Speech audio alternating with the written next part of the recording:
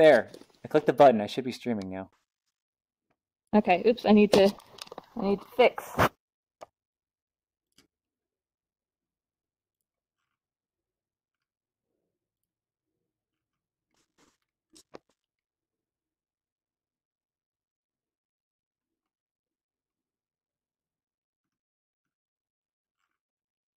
Okay, let's check.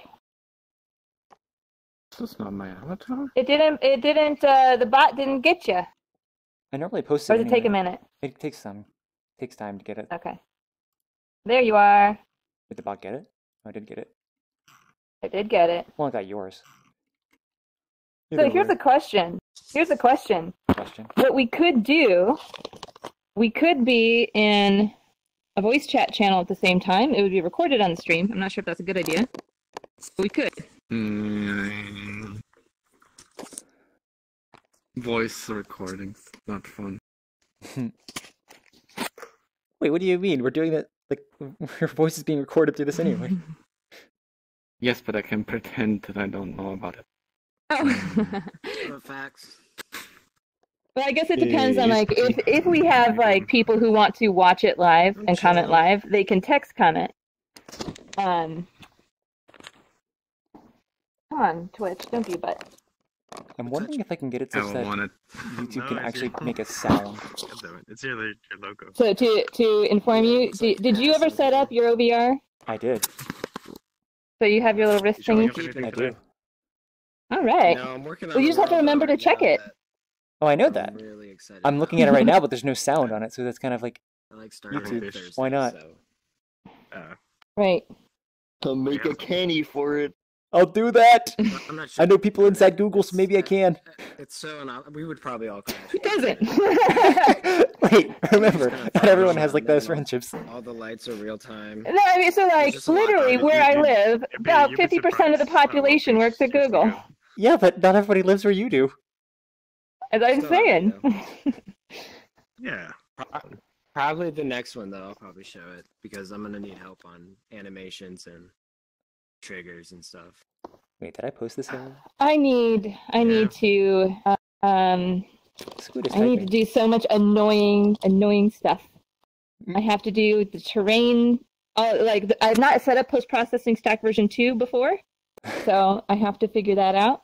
Which I believe is pretty easy. It's just like whenever you do something for the first time, right? I'm always just like, I need to just like sit down and block out lots of time so I can just like take care of it.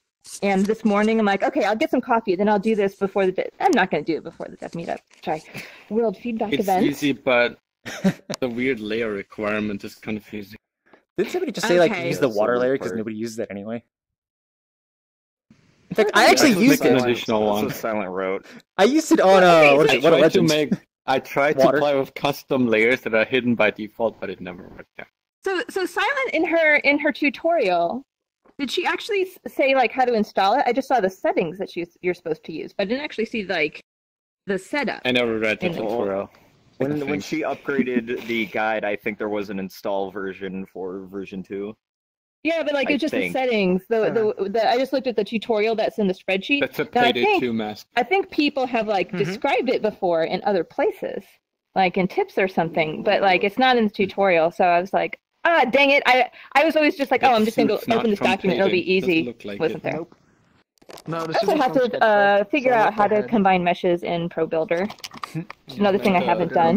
Hey, you know the perfect person for that. No, it's there. Actually, What did you say? Legends. I don't know. You can use Meshmaker. There's a second model. Doesn't that cost money? Yeah, there's a free version though that works pretty well of the same program. Or we could just illegally share assets. No, we don't do that. We don't do that. Like 90% of the community is doing already. You know what? Like 90% of the community is also like poor 20-somethings. I'm not. I can buy assets. It's not a big deal. So, but I'm gonna try Pro Builder first because I've been meaning to kind of integrate Pro Builder more into some workflow. And if that's easy enough, then I don't need a separate asset. If it doesn't do what I want it to do, then I'll look into Meshmaker. I've heard about that one. Yeah, that's what I use. It's really weird if you don't know what you're doing with it, though. Things can break easily.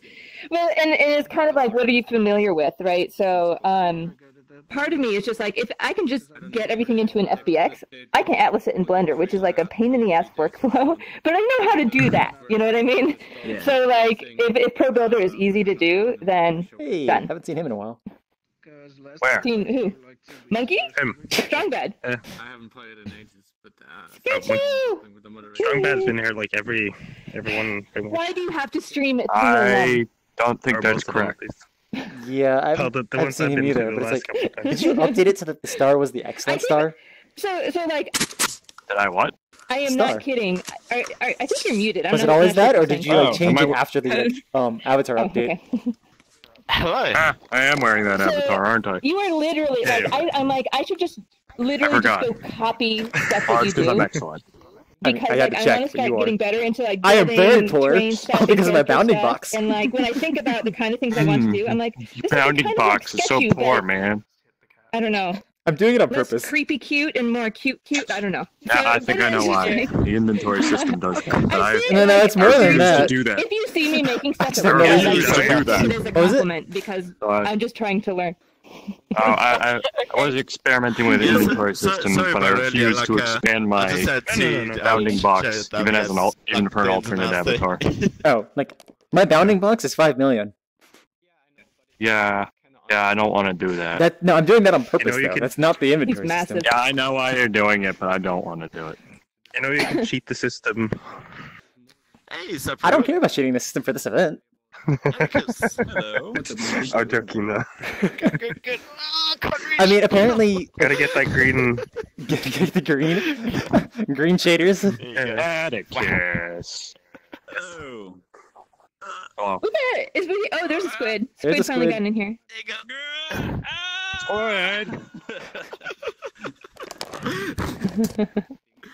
I can't use full body because my leg is. Oh no, you can! You can be a full body people.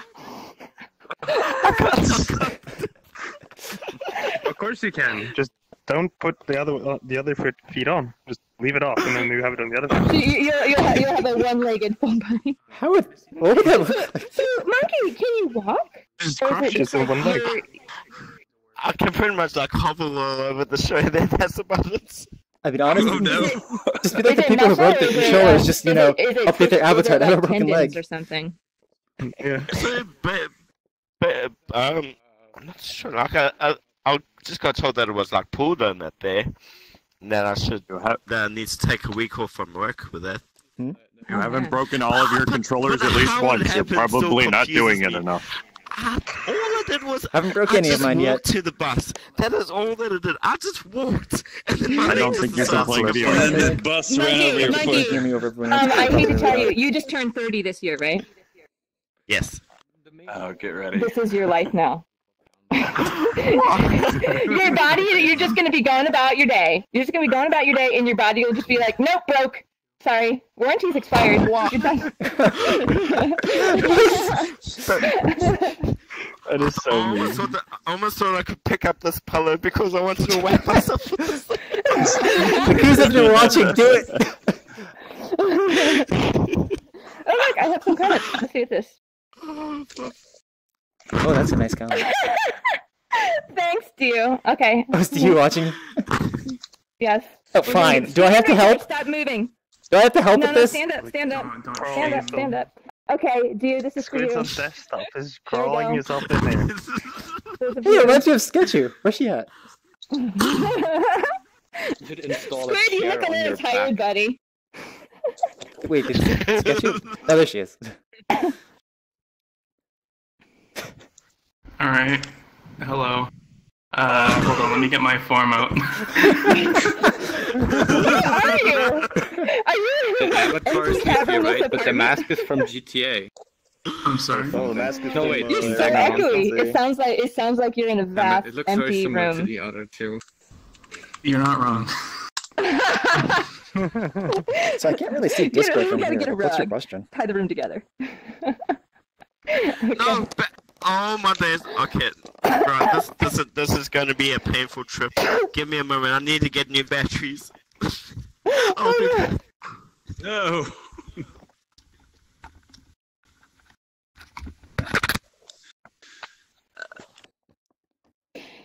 Oh, that's right. He sprained his arms now too. He sprained all of them. Fire. Monkey sprained his monkey. Monkey sprained what?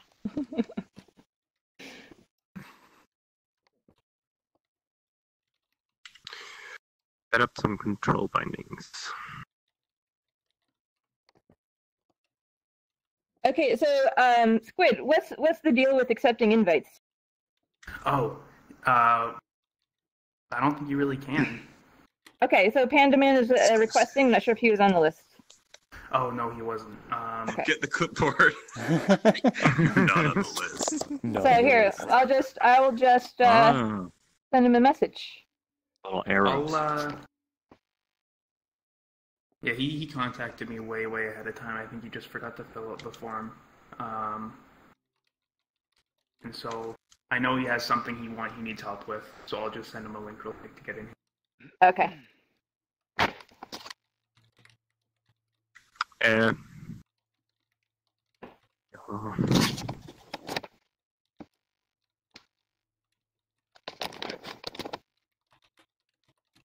I really wish we could do test stuff in the various VRChat things. Oops. You were asking too much. I know. I really need to fix this. Okay, technically not. But yeah, no, we're gonna try this format how we're doing it for now. If it doesn't work out, then we'll see what we do from there. Because I do get that it's gonna probably be a really weird issue when we have to start, not letting some people in because they just want to come watch. And so people who do want to help and need help are going to get priority over those people. Sure, and I think one of the things that we were, what about Splinks? Was he on the list? I don't believe he was, so I'm having to export as a spreadsheet real quick just to kind of line up the names with who did what. Okay. Wait, so... can we actually use worlds? Can we actually use worlds for this that don't have a 40-person limit? Yes. Yeah. Oh.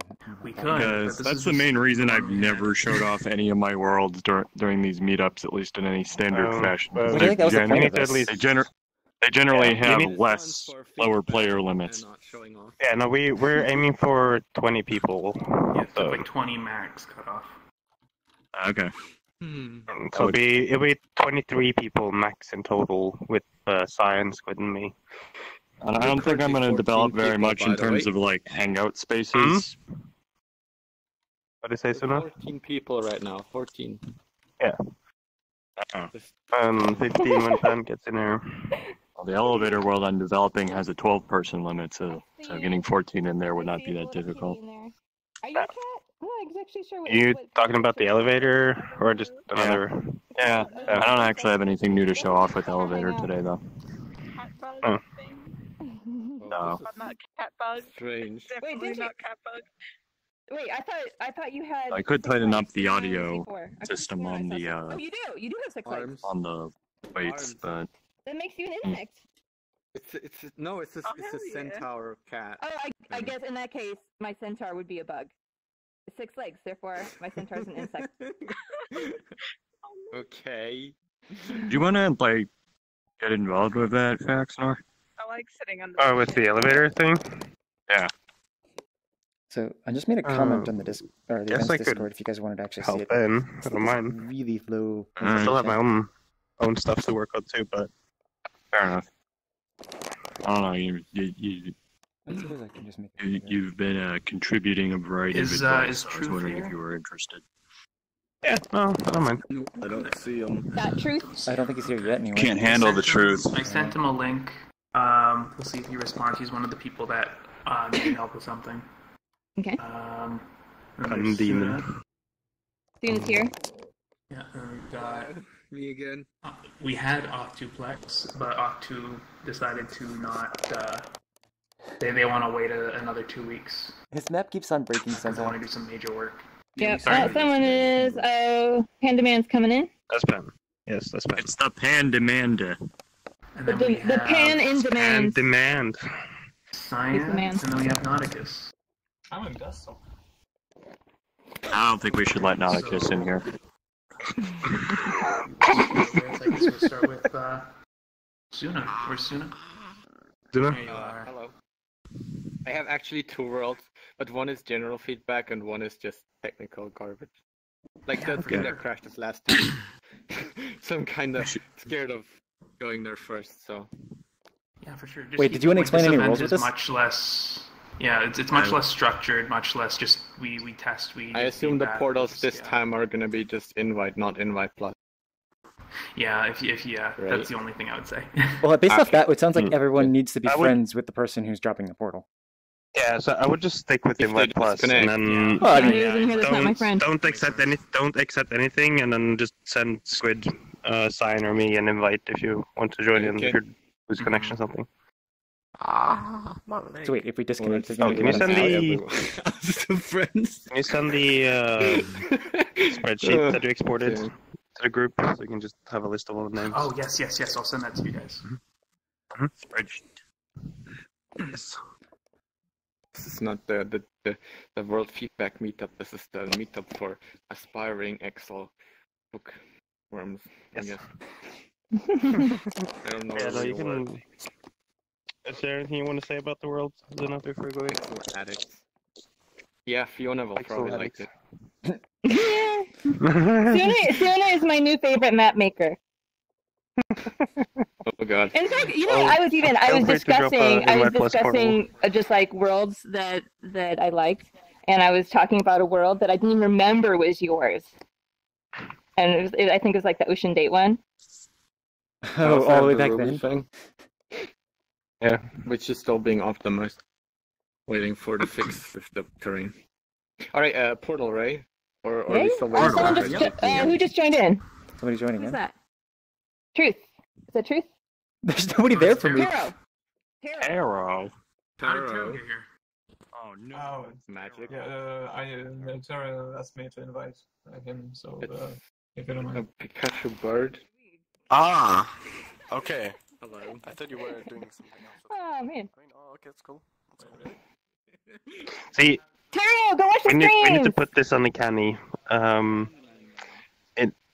Specific invites. So only you can accept that world invite. I mean, at this point, we're like going to like Discord level of only one use invites, as well as like player-only invites. Yeah, I mean, doing player-only invites is really easy. To just generate the key for the player, and then you check it. Does it belong to that user? Yes. Okay, you can do it. You say it simply, but they have to put effort into actually building it. The effort. I know. The effort. Also, like it's basically just add one extra function to the API. There's Hannah. Alright, do you want to drop a portal and? Sure, let's do it. Okay, I just hope nothing. You're not an astronaut today. Oh, that's what's so different. Or something. I like it. Not. Your hot sketch. Pokemon. Okay. Let's give it a shot. Don't mind the fun. Oh, that's what it was. Hey, there we go. Oh, it's good. It's good. Oh, it's real good. It's real good. What are you doing, Sketch? She's still there? Just Sketch in his face planted. She always like crawls into the portal. Okay, hopefully my internet is not terrible. It's terrible. Like, actually, it's much better than it was this time. But yeah, hopefully the comment in... Oh, I actually have a mouse here. Hopefully the comment in the events channel there was clearing things up, since this is somewhat different than Community Meetup. Just great. In there. It's there. Awesome! What the fuck? First map, Falling Forever. Got it. Avatar, Scare Just. So we're all everyone that can hear me. We're just close your game and go back to the link. Quick, somebody change to a flying avatar. I wish I had one. I don't have one. Oh! Like, Does there jump in this world? Because then I can just do it. is there jump? We need like a flying bus, like someone that's Flying bus. Stuck on something, guys. I found solid ground. You found It's solid these ground. bears. These bears are solid. Is there a chair somewhere? I can have a chair. Hold on. Oh yeah, I could turn. Terry, do you see? Can you like look at me? Do you see the chair? I can't see it. Where you are? Oh, there. No, hold on. I have made chairs. Okay, everybody has quit. Hey, get you. So what's the plan? All right, great first map, guys. Wait, is this humanoid? Come on. Get on the DeLorean. Right. It's the only way to save yourself. Is this the humanoid, Sean? So, Is this humanoid? really interesting design choice. I really like it. No, my chair is not. No, my DeLorean's not humanoid. How do I need to get one of those headed. Ah, fuck. Medicus. It's sketchy. I don't think people can actually like ride on hard light here. There's no way they can click it fast enough.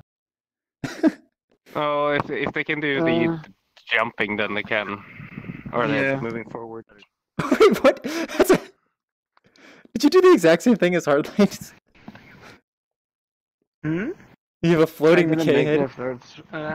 Yeah, a friend of mine made this, and it's like it's public. It's useful for the dev meetup. The for things void. like this. Okay, so everybody should like go back to the Discord link. Yeah, we're going back to the other one. Yeah, I'm pretty sure we are. Okay. I'm just gonna close my game. That's pretty much what we have to do. Go back there. Sorry about that, guys. Well, hopefully we got a little bit of a view there. Oh, this is huge.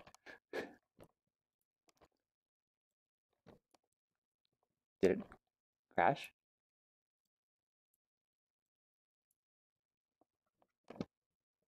There it goes.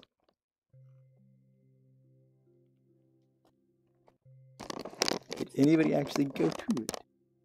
I'll find out. I kind of wish I got a better view of the map itself, because it looks really nice. Oh, everyone was still in there when I left. The weak should fear the straw. I do see it. Yes. Wait, is this the better one? It's a different map. Okay, let me change to my other model, and then I'll go in. Yeah, because the flying ones don't really work. Yeah. Okay, I'll just go ahead and... There we go. Okay, so now the real first map. Oh, I'm still worried about my download speed. Hopefully nobody has huge maps.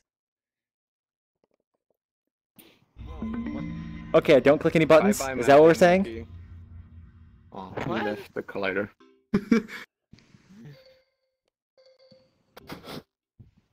Alright. Well, they're not crashing this time. That's pretty nice, isn't it? Is it like mode? Oh, I was really confused as like where I was on this, and it's like I'm next to the orange cube. Oh, that's you. Something's gone wrong. Thank you. Oh, from above, you're just a, an orange square with a white dot.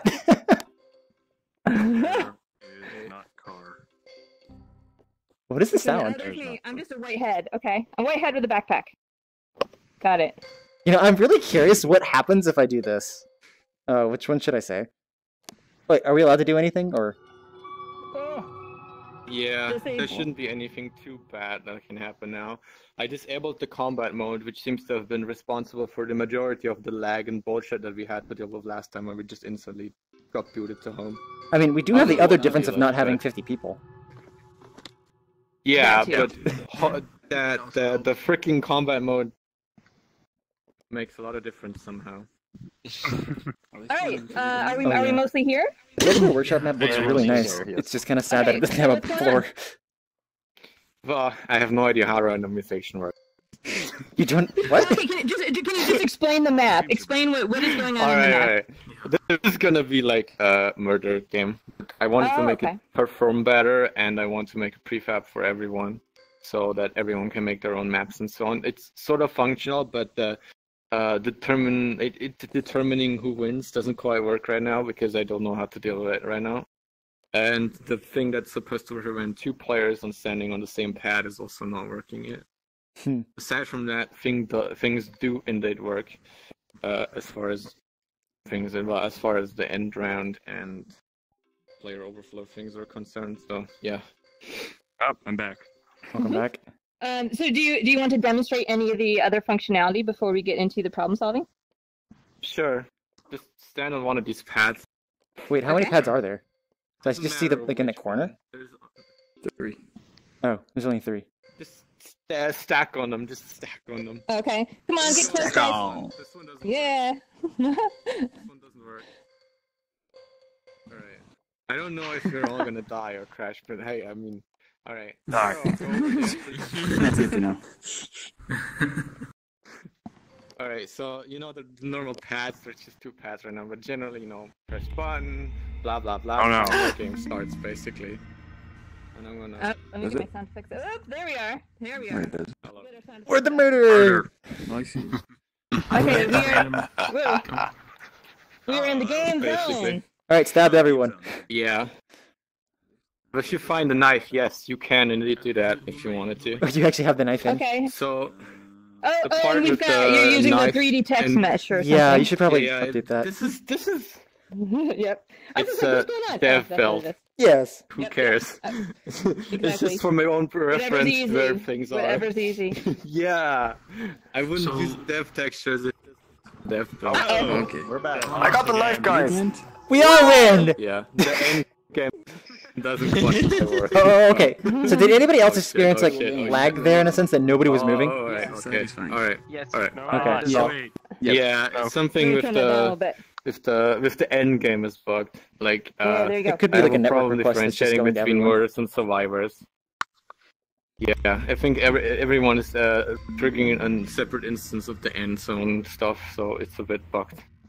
I try to move the entire logic for when the game ends on the person that is the murderer, but this doesn't really work out so far anyway, because I can't differentiate between the murderer and everyone else basically. So I typically end up doing those kind of things, like just putting it all on master. To them. So. No, my problem is differentiating between, like, okay, so I have a trigger area over the entire playzone, right? Oh, wow. So, if the murderer leaves optimally, since there's only one murderer, the game ends. Like, that part works, but how to determine if anyone else is still in there? Well, if you're doing it with the murderer, can't you use the same idea just for like everybody else? But like obviously it's a duplicated system. Yeah, but player seems to also count yourself.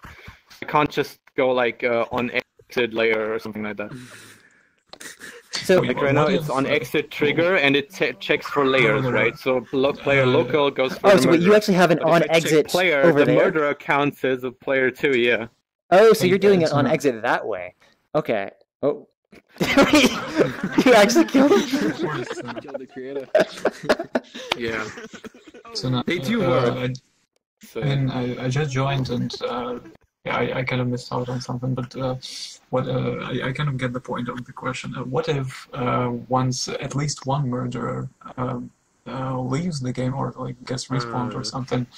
There's only going to be one murderer. I'm working on making it impossible. No. I'm saying what you can make it with more than just one. What if every let's say if you want to make more than one, what if when one of them, anyone of the murderers exits the game, there's like a huge trigger or collider or whatever that checks for other murderers in the game. Doesn't matter, like because the way the triggers work, if I don't trigger individual, the exit trigger seems to only trigger once. There's no one from that layer still present. One of the annoying things about like VRChat's on enter on exit is that on exit is not guaranteed to be called as same number of times as on enter. Like I've done tests with it where it's just like I put an object in and pull an object out. Depending on how fast I do it, the number only goes up. It never like resets back to 0. Yeah, but it doesn't actually run on enter at all. So, I mean, there's a few things that you can do. If you're trying to, you just don't want to, your basic logic is you want to be able to detect when a murderer leaves, and you want to be able to detect when there is that part isn't the problem. And there's no one left in the, in the setting. So what's hard about counting ins and outs, right, is what Cyan is saying. Is it's like everyone has to keep track of it. Well, yeah. So one thing that you can do, right, is to have a periodic check, because if you don't need to know it instantly, you don't need to, like, you can have like a second lag. That's also or more. That's a nice idea, but that still doesn't help the core problem. The core problem being, how do I differentiate between the murderer and the survivor? Because when I check for layers like player and player local, player also considers player local a player, so it would never end. The murderer would enable something locally to themselves, and so whatever I'm assuming you're using an animator controller. So the condition that would be nobody is left except murderer would have whatever the murderer has on local would be one of the conditions, whether it's there or not, and the other one would be all the players. So for example, you could turn on briefly, like once every 5 seconds, once every second, a collider that just like, if it detects any player local layers, it says someone is still here. Then if it also detects that there is no murderer, or there is a murderer, or, you know, however you want to do the logic. It sounds kind of really complicated. How would I even make it? So going with that same idea, something that I know Igbar mentioned before is what you can do is like give each player, like using player tracking, like a layer that's specific to their role, but it's local to them. So let's say however many roles you have, you just have 3 local colliders. My next idea. So then what you can do is then you can like abuse over broadcasting. So then you tell everybody to then turn on the collider, and then everybody then says, like, if this collider is inside here, broadcast that number out. So then you can do an animator check of saying, if I get 0 of the player collider, 0 of the, what are the roles you have? Non-murderers. Survivor. If you get 0 of the non-murderers, then obviously you have no one left. If you get 0 of the murderers, obviously, you know, the game's over anyway. So you can use... Yeah, but how do I make an if statement? That's an animator controller. Yeah. Okay. Actually, this is a really good thing just for people to know in general. So in an animator controller, an if is in your transition. You can add parameters, right?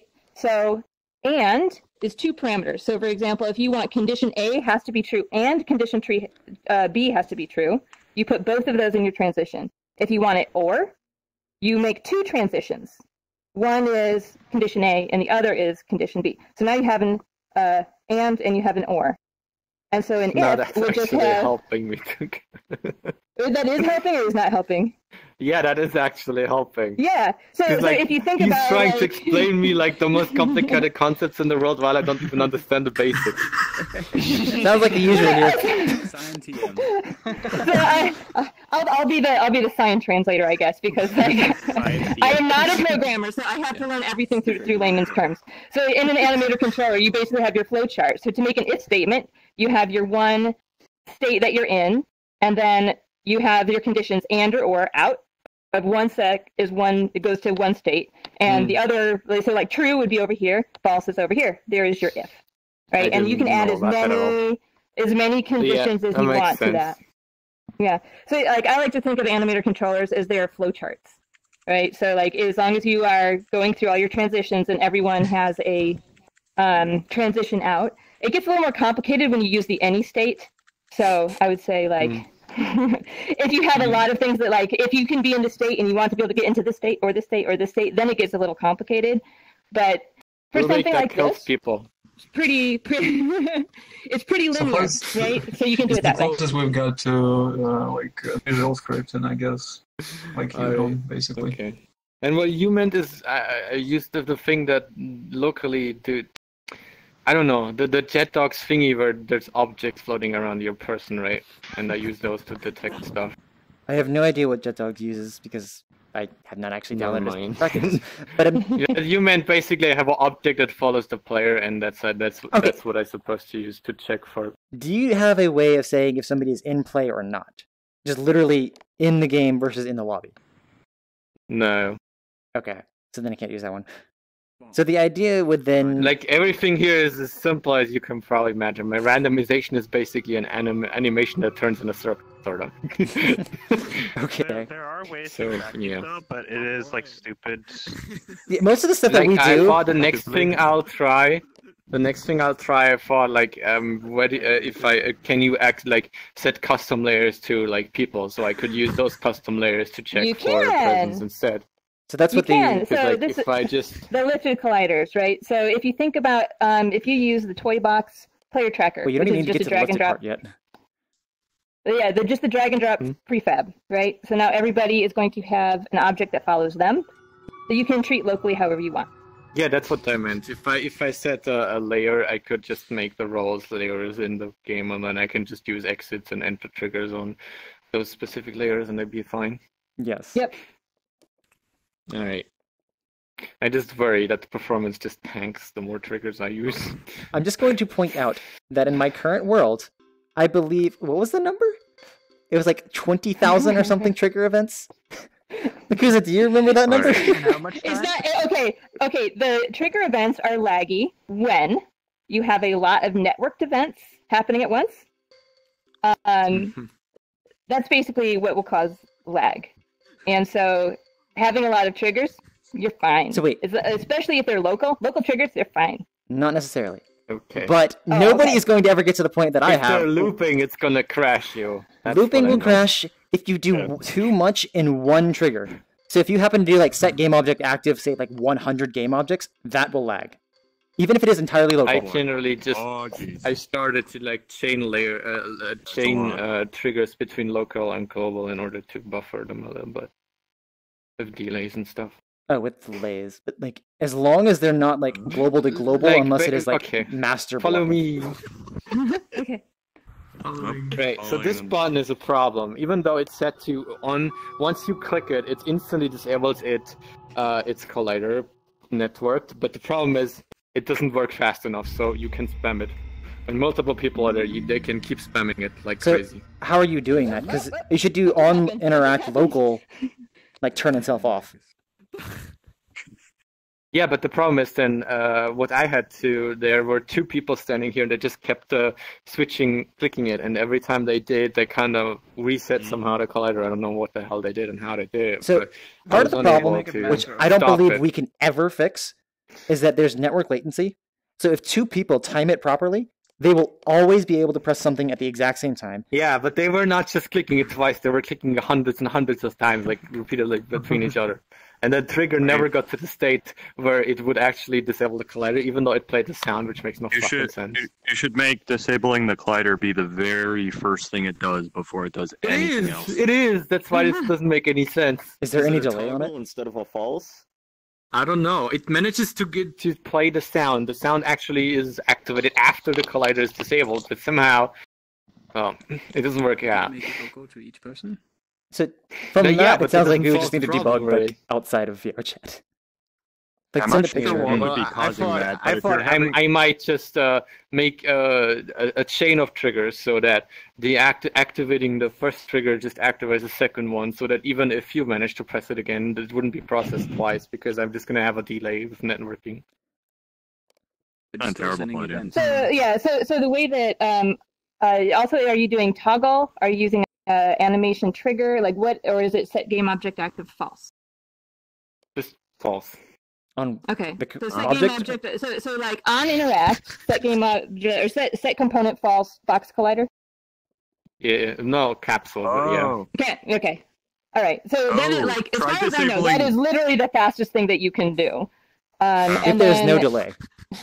I thought maybe I'll switch it to canvas, and I might get around the problem there. That's a good question. Faster, but I'm not Are UI buttons faster? Because I think the guy in Merger Map did something similar. So technically, yes, because they don't go through the VRChat system at all, which by just that alone makes it way faster.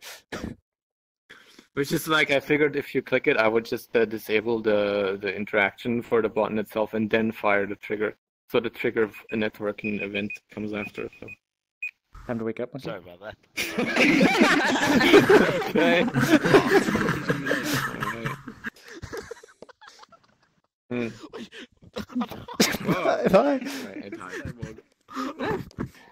But yeah. Okay, so, I mean, so like a non-spammable global button, right? So that's something that everybody's going to want to learn how to do.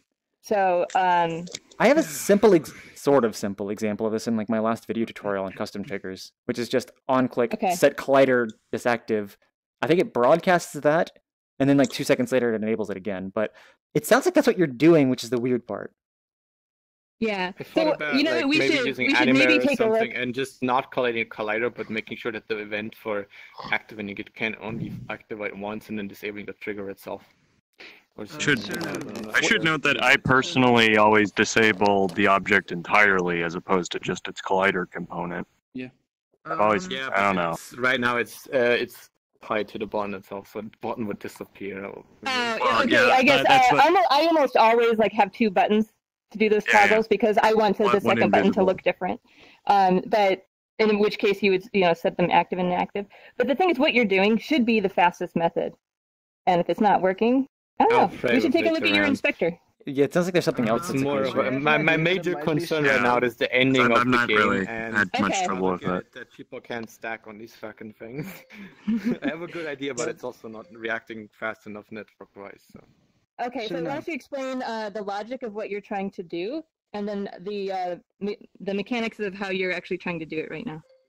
Like with this thing, basically, the on exit and on enter are 2 different triggers. So when somebody enters, they disable the on enter for everyone else globally and replace it non-locally for everyone that's not local with a different one that does a different action basically. And the on exit is activated when you enter it, but only locally as well. So basically I'm trying to get the exit event separate from the local event. And the exit only activates for the person that first step onto it, and everyone else instead when they touch it they get put into a separate trigger that actually says like overflow basically. So one of the annoying things with the VRC triggers, if you're doing anything with on enter and on exit, you are never allowed to turn off the object that has that, because if you do, it like loses track of its state. So you only should turn off the collider and not the object itself. And so, like if I step on this, but that won't work because I need to non-locally disable it. So I disable the collider for locally and then enable the object. I mean, you can do that with like custom triggers. You can like keep it enabled for some people and disable it for others. You got your layers, right? So I haven't thought about that yet. Yeah. So like if you implement your like separate, your players have separate layers, will that work? Maybe. Lots of things to try now. Yeah, the general idea, if like the logic behind this was well thought out and planned, but it's just not functioning regardless. So I don't know. It's to be done differently, I guess. Yeah, because like in theory, if all the events fire at the correct times, how they're planned out, it shouldn't be a problem. But obviously, it doesn't work. Oh, what's the red one? But yeah, when 2 people stand on it, it's turning red. But it's not really working, as you can see. It's just messing around. It's like somehow you got it for yourself, but you didn't. It just turns red. Yeah, it's local. Somehow it ended up being local, even though it's not. And yeah, it's weird. So that's when it's turning red. Is that because of both the purple and the green are on, or is that a third color? The third color. Oh, okay. Like there's text displaying over the unanswered beam thingy, or when you look at it. I remember Face Dragon was saying back to some serious that that you can only so the colliders, the exit and enter behavior, is throttled somehow, right? That's what I was trying to say. Yeah. Like it has a delay for actually doing things. Basically, yeah. And so like if 2 people run into it very close, so only one of them is going to get detected no matter what, and there's nothing you can do about it. So 1, it's trigger individuals, and 2, it's not that 2 people running into it at the same time. It's that if you run in and then immediately run out, it has a delay of about, I don't know, some duration that it will not say it exited until it knows it actually exited for more than 1 frame. And so if you happen to run out and then run back in, you do not pull or like give the exit and enter again. So the only way to do something like that was you basically have to use the standard assets activate trigger, but it only has enter and not exit, and it doesn't allow layers. Like anything enters. I know that that Jar did it, but I think he just used a lot of delays and just periodically checks. Wait, I thought. Well, maybe he updated it.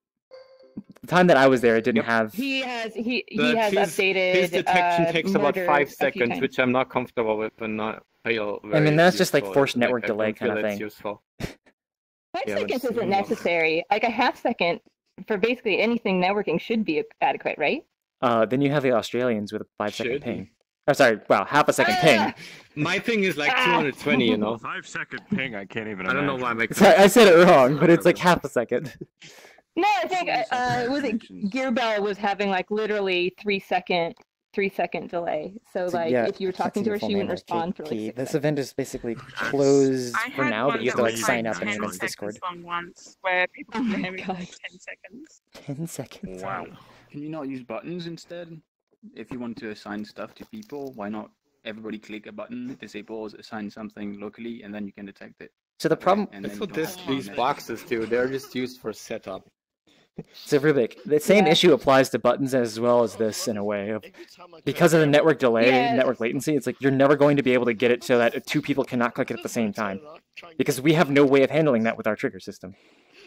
Yeah, because I mean, you do as much logic Maybe we as you should can close locally. people at boxes or something. So there is one thing that I was experimenting with because objects can object sync can only have one owner. You can theoretically do owner local off of that. The problem is you don't know until like say the game starts kind of thing. But that's I think an issue is overly like complicated. trying to design stuff that trying to take into account everybody and every single way they're going to try and play your game. I think you should try to design your game the only way you want it to be played, and then if people want to mess it up, that's fine. It's the same way gold still in gold is being made. If people want to play with extremely tiny capsule and mess with the game, that's not our problem. Like people want to do what they want. So if 2 people want to click, But still, there's some pitfalls button, I feel like it's I not- should avoid. No, because no one's going to do it accidentally. So you should just design the game the way you want it to be played. Yeah, the problem is That's just that the logic may break when there's multiple murderers, for example. Yeah, that's true. But people do that on purpose because they. So I mean, one of the fun things, not maybe nice. One of the fun things about VRChat is when you can scuff it, right? I think a lot of people enjoy that as long as they're doing it intentionally. So in general, when you're doing a game that's very logic based like this, you have to try to build all your logic local as much as possible, and only when you care about if one person does something, the other person can't. Make it so that like you may not ever be able to make it so like 2 people intentionally trying to break it can you may not be able to prevent that, but you can make it kind of obvious. Wait for right? the scripting update. That would be fun. That would be so easy. Yeah. Yeah, that'll be fun. Yeah, and then also like I had a problem, like at least theoretically, when I was planning this out. Like, what if I try to randomize with my crappy randomization and like I choose an empty space as the murderer. right. So my plan is at least to like only enable the game when the collider actually hits a player for the teleport. So because I ended up with blanks, and the game just ends instantly. How are you doing your randomizing? I know random is hard, so. So I made it really simple. Yes, it is. So, oh my god. Since I only have to choose one variable, what I've planned out is I'm gonna take the spawns and I'm gonna angle them in a circle, and I use the root of the circle as an animator. So what I'm doing is I have an animation that basically just shifts the colliders for all the positions and roles in the circle. Not like when you set the animation to constant, it flips from one position to the other. So since the game time is a variable that you can't really tell, when does the game start, when does the game end, when do people join, when do they press the button, so it's enough to just have an animation that all couple frames just swaps the mirror to a different position, and all I need to do is rotate it by like 10 degrees or something. Why not use the randomize function in the teleport to trigger? Oh boy. So there's randomization in general. I was told to not use them. Yeah, there's randomization in general, and then there's randomization without repeats. Randomization without repeats is like the most annoying part. It's I know that. So the randomized flag would basically just fire it off randomly whenever it feels like it. So the randomized flag is basically saying, given these options, which are forced and set, which would then basically be just any of your things around. It doesn't know whether or not there's a person there or not. It just says pick one of them at random. And also it wouldn't guarantee that I even get the murderer at all. That's if I give the options. Mm-hmm. Yeah. So to just sort of like explain for anybody who's thinking about randomizing, and Cyan, you can kind of chime in here. But as far as I know, the methods that we have available to us for actually making stuff random is number one, the randomized trigger, which will give you a list of specific actions of which it will choose one. And you cannot exclude if one has been used unless you do more stuff on top. Number two, on timer will give you a random time. Is this broken right now?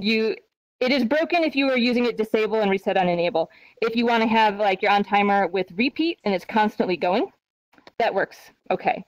But because it's broken with set on enable, that's not great.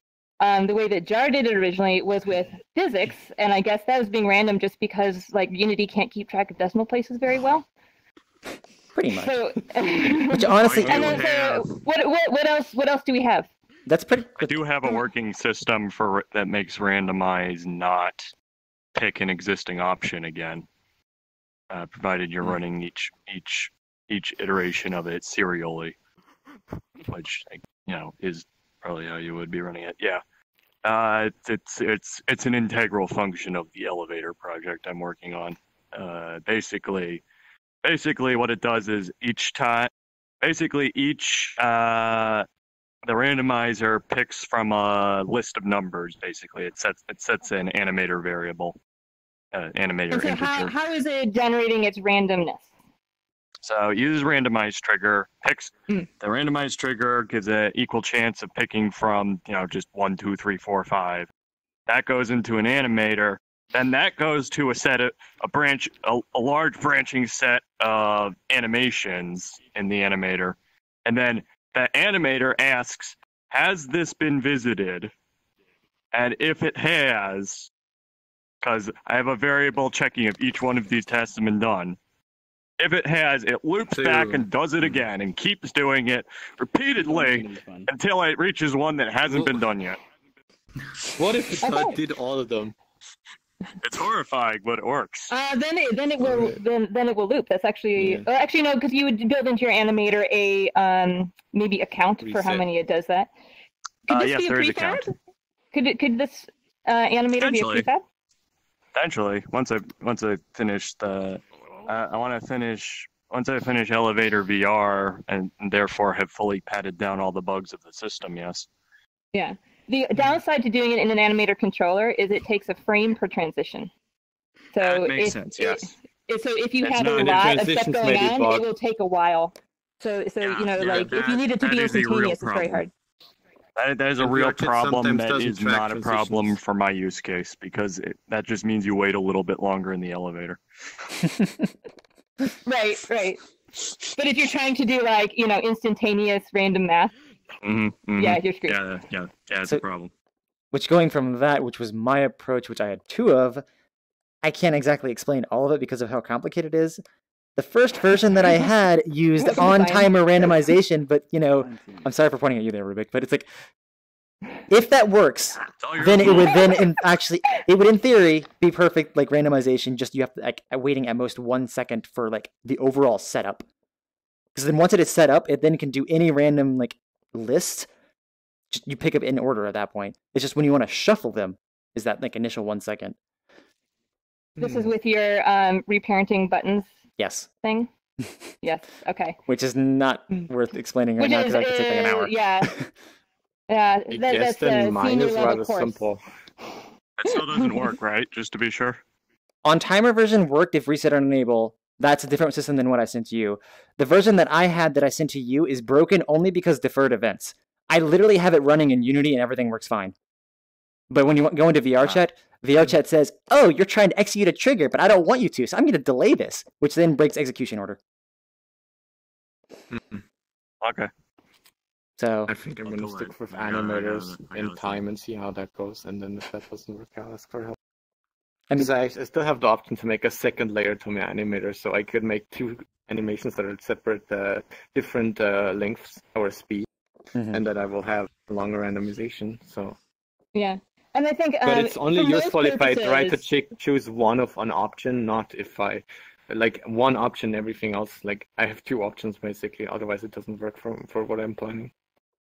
So that's the limit, I guess. Yeah, I think for a lot of purposes, the animator controller version would probably work for most people as long as you optimize it to use the minimal amount of transitions. So like if you have to go through... There is an alternate way for it to function. It's just even more horrifying, where instead... I ditched it mainly just because if you have a bunch of options, which this elevator is going to have 20 options, you have to make a lot of transitions for each thing. Basically, instead of looping back each time you revisit a floor that you were on, you revisit an option that you already did, and instead just iterates to the next option, checks to see if that one has been done, and just keeps iterating through until it finds an available one, which basically will appear random because, you know, it's random which one it started on. Never fly in Las Vegas, but it would work for your purposes. Yeah. Yeah. Slightly less random than normal, but it would be difficult to tell. But it is a basic. It basically will create a giant spider web of an animator. And you guys, when we get you done, we can just set random int, and we're done. I know, right? That's why this project was meant to be a Playmaker launch title. There's gonna be some people so many project launch with you done just because it can't be done otherwise, or it's just 25 games gonna come out instantly because it's just so much easier to do. But I guess this is part of it as well.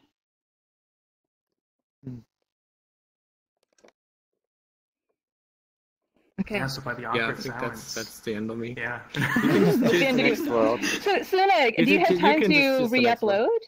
I want to see the bear. I'm planning to, right now even, but yes.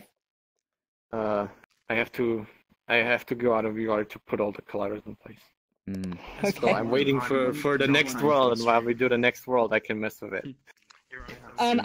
I want to recommend, and this is something that just happened to me today. If you have the ability to pay, I think it's like $9 a month, you can put your projects as a collaborate project, so all your stuff is like kept in the cloud. When you screw something up and you save it, as long as you haven't pushed the changes, you can go back and revert anything that you messed up. So it's There's one problem like though. An undo after save, which is very nice. Yeah. It crashes for a lot of people when that thing just starts running. Unity Cloud? Oh, I haven't had much problem with it. Yeah, the collaborate feature. I get a lot of Yeah. friends and stuff that are just like, oh, it crashes, and that doesn't help. I have not had that. So you have to be careful about your merging and everything if you're actually working with someone else. But even if you're working by yourself, like I really screwed up all my trees today, and I was like, crap, I'd saved it already. Go to my revert asset, and it just will take it back to however it was last uploaded in the cloud. Very That handy. reminds me. So if you Kinda like delete all ironic your coming colliders, from me, but you just fix it. yeah, you can actually see all the colliders at once if you go into the window debug, physics debug, and you see where colliders are and where not. Oh, handy. Which is very handy. That is nice. Yeah, except I forgot to do that. So. But, you know, another thing. But yeah, just so people it's know, what I use. If you don't want to use Unity Collab because you don't want to pay $9 a month, if you're willing to learn a little bit about Git, a new thing on Git, or GitHub, sorry, is that you can have infinite free private repositories now. Oh, really? I heard about that. Yeah. Was that just an Wait, hour? how? Yeah. That was You just pretty make an recent, account and you make a private repository, and it's kind of like gonna Bitbucket be now. difficult though, isn't it? With texture Depending on what you're Okay, so Bitbucket was size limited, and GitHub was private limited. So now GitHub is like I'm not not sure size what limited. the size limit is, but I believe it's based on the number of collaborators. Oh, nice. Yeah, but Okay. it's not really for textures and stuff. That's Whole project. I mean, it's not, but you can use it for it. Yeah, I mean, so like the way that the collaborate works is literally all it is doing is it's using, I think, whatever you pick, GitHub or whatever, and then you have to have a merge asset, and then the rest of it is just Unity has a little bit that helps you integrate your scene. Yeah. And the UI is all within Unity. So like when we've done collab projects with Source Tree, oh god, it was a huge pain in the ass. So it does the same thing. It's just kind of, I'm not a computery techie person in a lot of ways. So I just like having the like push right there. Don't have to work on any of the back end stuff. It does it for you. I'm also not cost sensitive, so like I'll pay for convenience. For $9, that sounds like a really good tool. Yeah. All right. Sorry, let me just check my forum here. Interestingly, the free private repos on GitHub have a limit of 3 collaborators. I believe isn't that the same as Bitbucket too, or was it 5? Not bad, but yeah. No, it's 3. No, on What's the Bitbucket. maximum file size? Oh, Bitbucket. I think Bitbucket was 5, so they just have 3 per. I don't remember Bitbucket's limit. I think it was 5. So we can do. Didn't see Cyan anything and about Nauticus file next. size. Who wants to go next between Cyan and Nauticus? Mine's a really fast one. Okay. It's Also, I have part if you 2 want to which see I'll it. show later when it's. I mean, I do want to see it. Mine is more like the just bear, getting in, yeah. like what people think they could use mine for. I'll build the bears and if I can we'll get text to things it on, after but World Yeah, of either way, if you want to go first, that's I fine. mean, you can go yours. Doesn't matter. Okay, yeah, it's Re-adding the colors. I can't guarantee it's gonna work with this many people, but we'll see. It's hope it's it gonna be doesn't. middle school recorder practice. Oh my god, why? Why? The thing everybody hated. I don't know. All right, hold on. Let me. Sorry, what's going on? I don't know if I can tack things on, but I have a thing knowing that we don't need to cater to a larger limit. Wait, sorry. I Let me see if I can text my kids to bring me a Diet Coke. But I do have a thing I can show off Oh yeah, for sure, no problem. at a later time. Okay. Flute Oh, test. do we want to invite? Okay, too late. Oh well. Lord. Not too late. Can't stop once.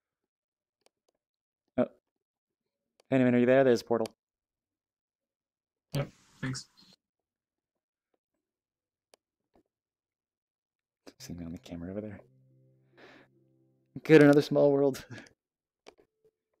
Desktop. You might have trouble. You have to actually put it to your mouth to do the keys. Oh, so you were asking in prefabs? Yeah. Yeah, thank you very much. But yeah, in desktop, there's once you get it close to your mouth in desktop, you can use the keypad to do the notes. But for VR, you can put it close to your mouth, and then you'll be able to activate the buttons. Oh. How? Oh, I don't hear anything from anyone else. They're a little hard to press. Do I have to enable audio sound effects? Oh no, my hand's getting in the way. I need to move. Okay. Yeah, it takes a second to get the buttons, but Sound effects to 100. None of these recorders make ear-wrenching screeches enough. Yeah, I know.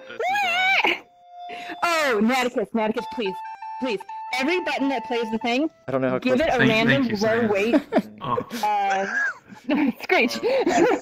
Wait, what? So like once out of every 50 notes, it'll go.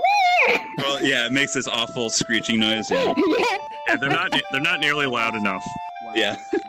What are the Louder. I want to grab yours Here too. now, because I do know how to play My Heart Will Go On What these. is the bonus on this?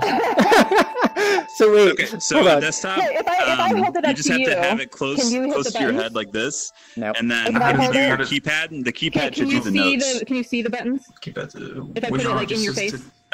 On your number keypad. I think it's like 1 through 7. What's the Or collision? otherwise, for? I don't know. It's really hard to press. You have to basically put your. Maybe I have to stick it in your eyes. I don't know. I'm not sure how. Oh, sorry, my phone's ringing. 1 second. I think he has to hold it. I'm not sure if like you can grab somebody else's. Yeah, you might have to hold it, but there's a collider on it, or not a collider, but it's a trigger, so that once it gets close enough to your head, it activates it. Is it local? And that's how you get to the. Oh, here we It is local. I Yes. can hear other people. No, it's not Okay, the hold on. hearing I need part. to. Oh, hold on. So offset from my mouth, but it worked. Yeah, it's entirely local. So if like I put this one near Fiona's head, I don't get the interacts. No, I guess Yeah, that makes sense it's- because your head colliders are local. Yeah, I mean, unless you want to make it so that you can play someone else's flute, but Or I don't know, desktop, that's I'm why. glad that it's not horribly crashing. Okay, so So, it needs yeah, to be it's- in your head, and then you have to be able to see the buttons. Yeah, I was actually, and it has to be right side up. It has to be like really the hard. Oh, like okay. this. Was it actually? Yeah. Oh, but it's you can too do. high up on my view. My camera is like in my mouth. Oh, okay. Yeah. Camera. Down a little more. Down lower. Tilt it so I can see the. Is There it we a go. grenade that detects the head? You did it. Yeah, there's an invisible Oh, no, I grabbed collider it. that detects if it's in the right range of where your head should be, and that turns on the buttons. My head is not even Squid, close to wait, the Squid's food, doing it? but it works. Yeah. He was. Okay. Oh wait, hold I on. love you. I think. I got kid Diet Coke delivery. Thank yeah. God. Hey, Naticus, you need to make the It's Morse recorder so code. you can't grab it from It's a your nose hand. flute. Oh, okay, so wait, what's the setting for the pickup so you can't grab it from yourself? I think. What is it? Thank you. Disallow theft. Here, let me just open. Oh, disallow yeah. No, wait. From, can you, So you can grab it from yourself, or you can't grab it from yourself. Well, no. So that once you're holding it, you can't grab it from yourself. That I believe is like disallow manipulation or something, which I think is by default not checked. So I don't know. Oh, really? So yeah. Hang on, let me check. Okay, so disallow theft. You're saying so we have allow manipulation and disallow theft. I thought allow manipulation was the hand-to-hand thing. Right. Disallow theft meant that when you have it, I can't grab it, in which I can right now. Okay. Gotcha. Allow when. Yeah, I think it's a lot. But yeah, by Allow default, I think it's manipulation, unchecked, which is the confusing part. So I don't know if it works. You guys, the sounds here. Look at this. Hold on, I want a photo of this one. Oh, get back out of the screen. I can add one more note. That would. Put your face down a little so it looks like you're playing them all. Perfect. Oh my god. Oh my god.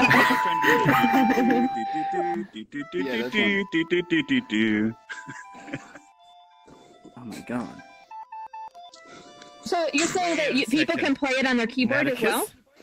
Yeah, I did hotkeys so that if you're on desktop and you have it in the right place, so that it's in your active range, you should be able to press the hotkeys the number pad. What if I plug my recorder into the MIDI and port? You've got 5 of them. Do they all go? Yeah, they did. Yeah. Good. Can you stick your face in there and then I don't know if Can you do really them all tell. at once? I'm hitting the. Is it the numpad or the number row? You must be because they're clipping like crazy. Yeah. Oh, is it's it going up working? like nuts. It's really clipping. It's really clipping, so I think so. What's the Yeah, influence? this is horrible. So this is the best. What am I thinking of? All right, guys. This is We horrible. now Therefore, the have best option. challenge bagpipe prefab. Yeah, bagpipes. Oh yeah, bagpipes. That's right. Someone's got to do it. Bagpipe prefab. Let's do it. Atticus is already there. Or Playable. halfway there. Playable. Yeah, I so you- I can throw this into a prefab and throw it up if people want it. It's basically it's just. No! We have to hide this technology! Not ready for this technology. Is that ready for this? Yeah, you do well out of it, Marcus.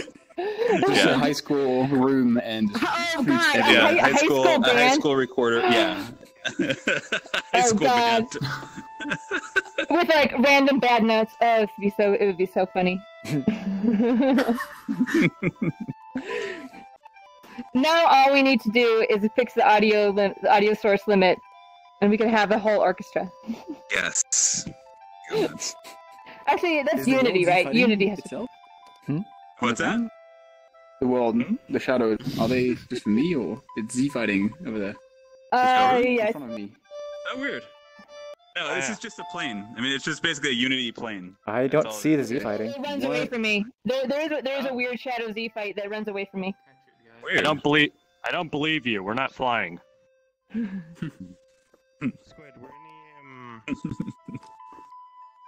Oh, I'm just running Who's away. actually playing? Chasing the shadow.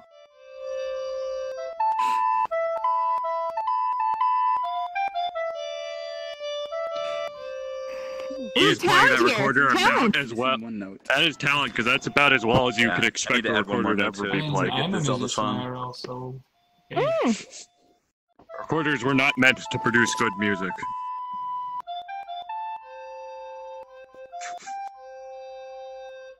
Rubik, what is going on? Are you stuck? I'm on sketching somewhere. Oh.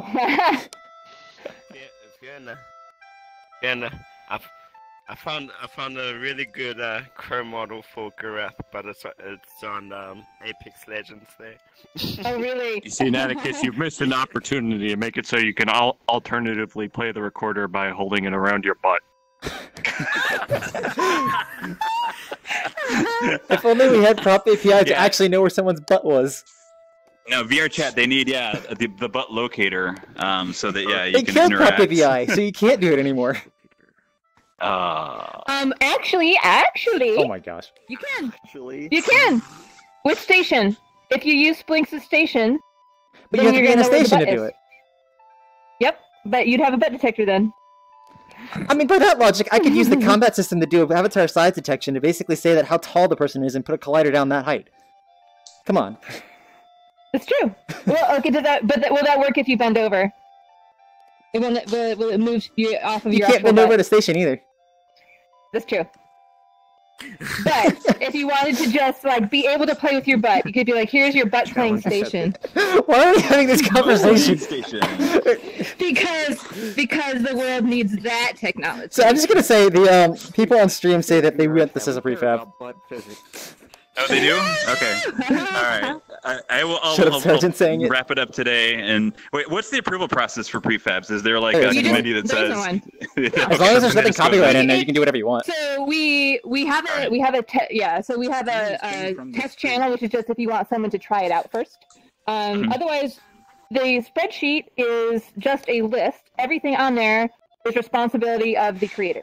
So you put it on there, post it somewhere where it's not gonna get deleted, like on Discord, and then it's up to you to maintain it. Nice. Or not. Okay.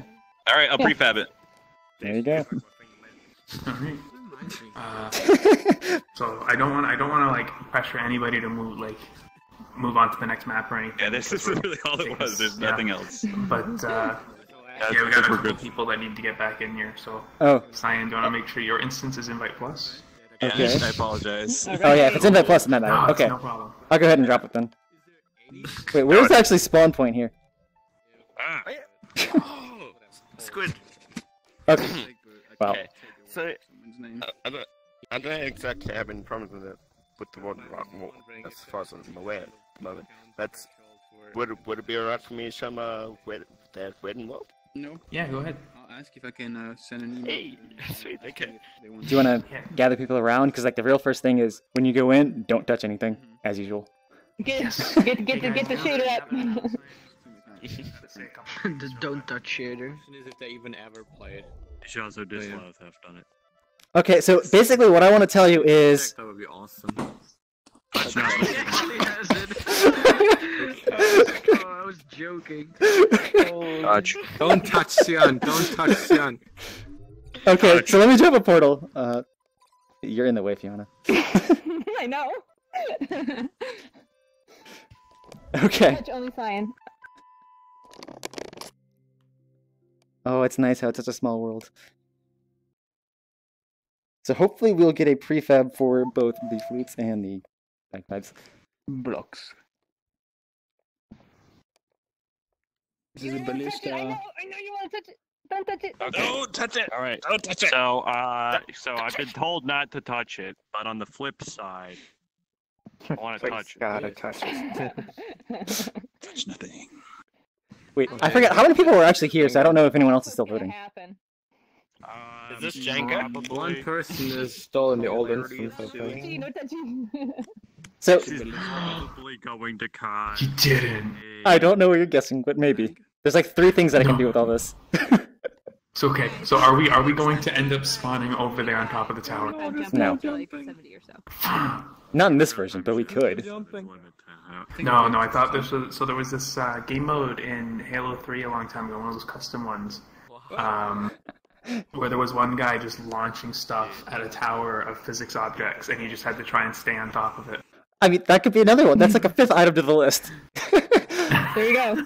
So this is, I think, just the basic mechanics, but exactly what you would do with it. I don't know. Like, are you looking for ideas, or are you just going to show off this for sort of lag test? I mean, I am looking for ideas, which you just gave me another one, which is also the point of this. Because it's like, if it's very obvious, we have a table or a collection of objects over there, and what looks to be, you know, a crossbow, slingshot, whatever you want to call it. So if anybody wants to be the demonstrator, you can grab this and pull it back. Yes. No. Screw those guys. They found your floor. Right. They're never coming back. There you go. It's continuing. All right. Ah, nailed it. Nice. Nailed it. Yep, you didn't knock them all off the pedestal. So He knocked out 34. Yeah, it reminds me of what was it in the lab? So the reason I started this project is I think it was Dark Jason came up to me like, "Hey, you should use your like archery mechanics to then make, you know, a slingshot thing." So the slingshot, yeah. I don't think he was quoting the lab, but then I thought I just want to remake the lab. So then, you know, I put a little score counter there. So this was just like the first system, which is basically, okay, we have, you know, blocks and you can shoot them. But then now I have like these buttons over here and this little miniature here. Oh, I'll let people... Sorry to cut everyone off, but could somebody invite Truth real quick? Oh, I'm getting a couple of people. Boom. Okay. How does the catapult thingy work? How does the catapult thing work? What do you mean? Yeah, animation-wise and stuff. How the hell are you turning that? Same as a bow? No, it's not the bow. It's completely new. It's similar to his archery prefab. You can take a look at that. It is not using anything from archery prefab other than the model. Oh, really? Okay. So Squid. this is Squid's behind you. Where'd Squid go? So if anybody wants me to explain this, I basically just stole Hardlight's... I didn't steal it, but it's basically Hardlight's slider, which then is taking a physical value and inputting that into an animator. So then now I have a float value, which I can then basically modify the... what is it called? The constant force on the ball. I don't understand. Can you explain it more simple? I took a prefab, which basically allows me to take a physical position and turns it into a number. That's what the prefab does. A limited attendance event, So then what I'm doing is using that number to input into a value in the animator. So I have an animation that says from this point to this point, I have a constant force for that ball that has at Z0 here to like, I don't know, some really high number over here. Using the value that the prefab gives me, I just basically say go to that point in the animation. So it's just you have an animator that basically has the same positions as the numbers. Hold on, guys. We need to tell you something very important. Don't stand on any big block, because if you do, there's a very high chance you'll get launched to infinity. Oh, that's typically for the other portion, though. Hold on. Yeah, you will have to restart your game. So up to you. Hold on, Monkey, stop shooting for a second. Okay. Reset. No problem. Yes, trap them within the block. I'll take that. Now you can do it. Alright, send them to infinity, Magic. Do it. How'd you miss twice? Oh, he's still standing. Oh no, there he goes. Okay. Oh, wow. Hit them with the ball while they're Yes, standing Rickety, on it is there. I did that on purpose. I forget, but you know, everyone can see it on stream.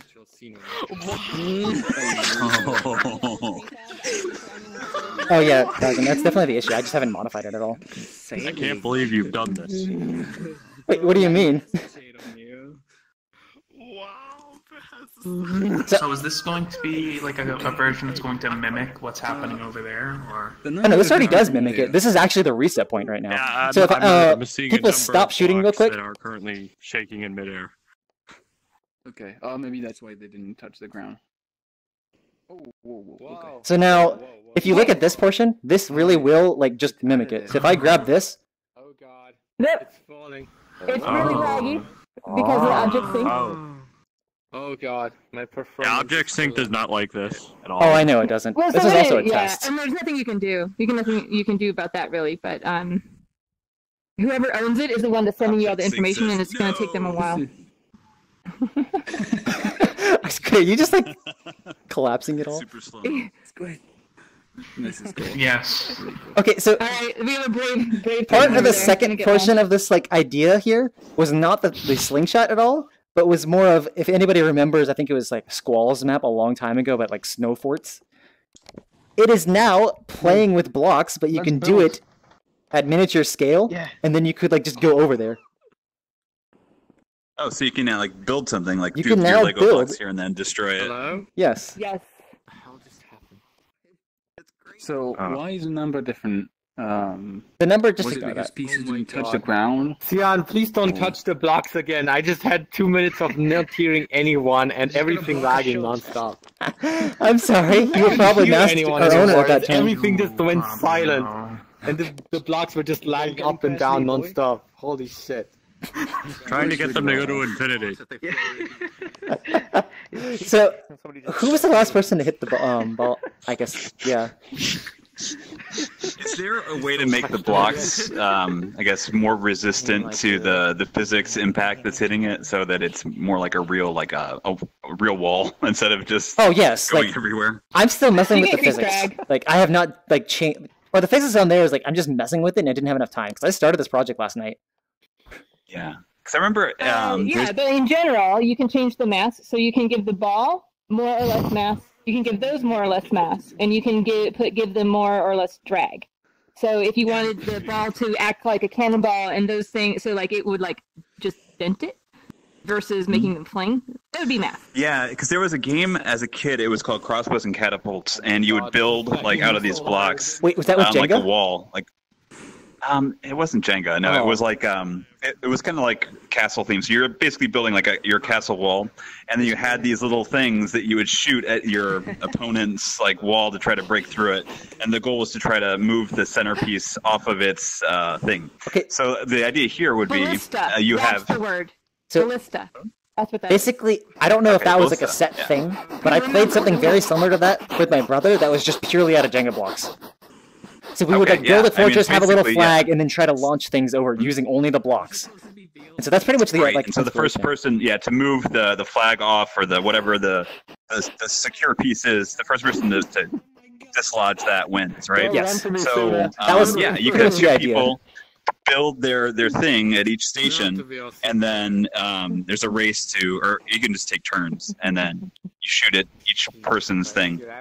Yeah, that would be pretty fun actually. So like where I was going with the idea of like I think it was Squall's like Snow Fortress, where people would build in their time, but it was like in life size, but the things would like block you in building. So the idea here was to have the miniature version, so you could build in small, and then fighting somehow with I don't know the mechanics of it. It's going to be like the slingshot or some other form of Please launching a don't touch projectile. the blocks. Every time you do, my audio goes missing. Okay. Yeah, that would be cool. No.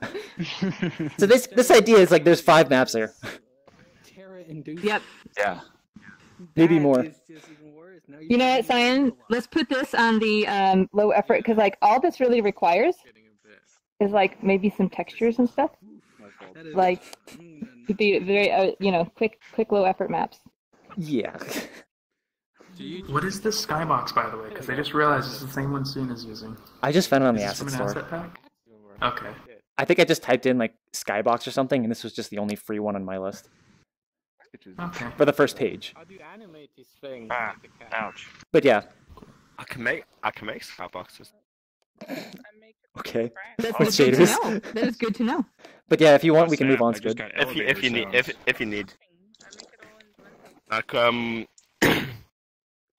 Well, I mean, I don't know. Like, if you'd notice, it's actually rotating. Movement animation for like 4-legged thing. I did not notice. I made it really slow compared to the other one, which was way too fast. How it actually is. So like the foot thing is that whole like part right there. And that's the When you're ready, we can move on, Squid. Yeah, no, for sure. I'm right now because You need to I'm respawn just waiting people, I on think. Truth real quick. Wait, did Truth not get in? Truth is next. Can we But Truth, reset? no, Truth's computer just crashed. I thought I was going to infinity. Someone just bumped me. Danger map. This is in fact the danger map because I have launched myself to infinity, and you have to quit the game. Because the movement scales, Naticus, if you bring it close to you, you can bring it. Don't do it. Don't do this. Don't do this. You can bring it closer to you, and if you lift yourself with it, it basically will logarithmically every frame move you up. So you will very rapidly end up at like 100 million units, and you're screwed. You have to restart. If you open your menu, you can't see the menu because it becomes like so jaggedy. Yeah, it's kind of a fun experience to do once, but like you have to restart your game. Yeah.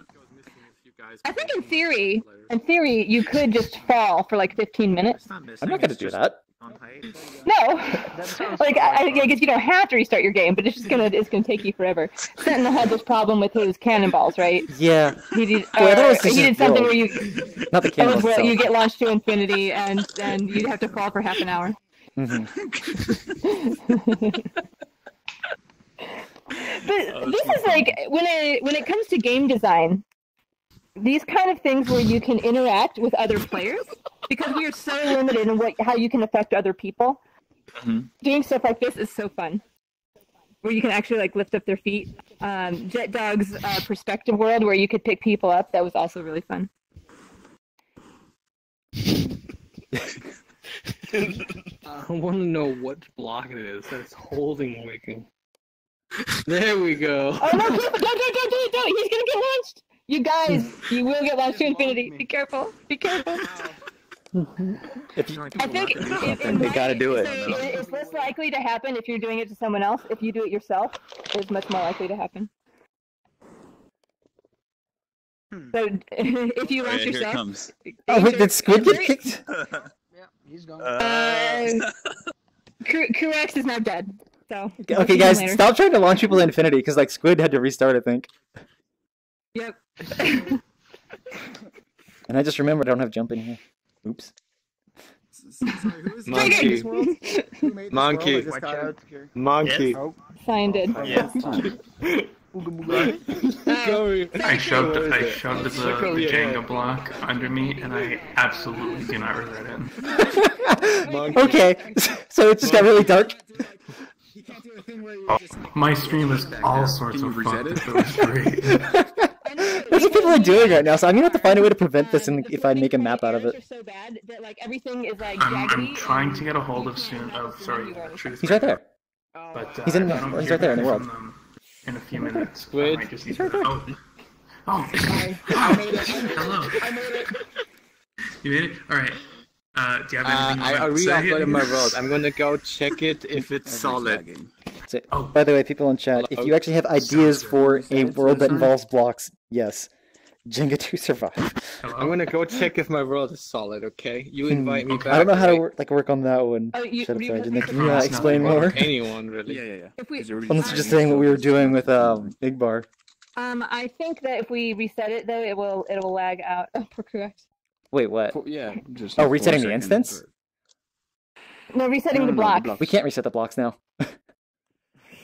Why? Because the state of these are the resetting. There's no other reset. Oh, we would have to pick them all up. Yes. Okay, guys, clean up. It's like pre-small. How do you pick them up? Somebody press the play button. Oh god. Oh. No, don't press this one. Don't press this one. Oh god. That means we can't press or like pick them up because I turn it off. Oh, okay. So do you see this one? This one is standing here because it is following the physics of that one, and that one is sitting on a floor right here. There you go. What the fuck? Why am I paying the floor with this one? Okay. Why not? Oh, I see. Wait, what? Oh, you did, because it's a 2D model, it copies my humanoid rig and then offsets it into the floor so I can just grab things easily. For people who are curious, this is... Why would you do that? Oh, no, stop. I'm sorry.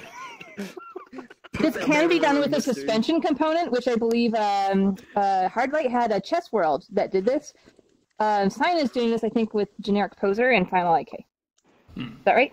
So it's basically there's a generic poser on this and a generic poser on that, and basically, like, depending on right now, that one is telling this to be moved. So if I take this one up and like knock it over, the physics is actually happening over there. But when I pick something up, this one now is like turned on, which then moves that one. Okay. Oh. So when you release it, it then So swaps it's- back. So then it's still the physics of the big ones. Okay. Oh, nice. So it's you just swap the directionality, and then that thing modifies this thing. And then it could be tedious, but if you put little respawn nodes for this entire thing, and then build the triggers to I mean, reset it. I did a lot of that with like the archery stuff. It's not tedious. Boy. Oh my god. So are we good to do truthful now, or? Yeah. Like you got back. Huh? Mine? I liked being in Infinity. How did you get back? You had to restart. Do you have anything on I had to that? restart. No. Huh? Okay. Not even glitching the jumping mechanic or the floating mechanic to reopen the window was enough. I was literally going so fast that I was like, yeah. That's the spawn. So wait, 100 Yeah, you're gonna have gigawatts to move assigned it. randomly, and Actually, then you spawn in just the survive? What? It's too close to spawn. Okay. These sounds right now. So Valgan, so what your idea similar was to let's go. kind of the idea that we had before of like you basically have two sides, The name kind of teams, but then like people are literally just like building their own base, and then they have to like go fight in the other person's base.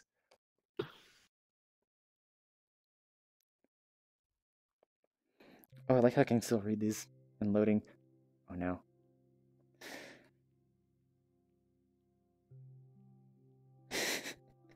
So the first concept that helped like made me start this was like the whole build your own base and then go fight in it. I think the original idea was using the bow mechanic, like everybody holds like a archery bow with combat. But I have to rebuild the bows again just because I don't have combat system built into those. I do not know how laggy this chat is. So it's like I'm probably waiting like 2 seconds for you guys.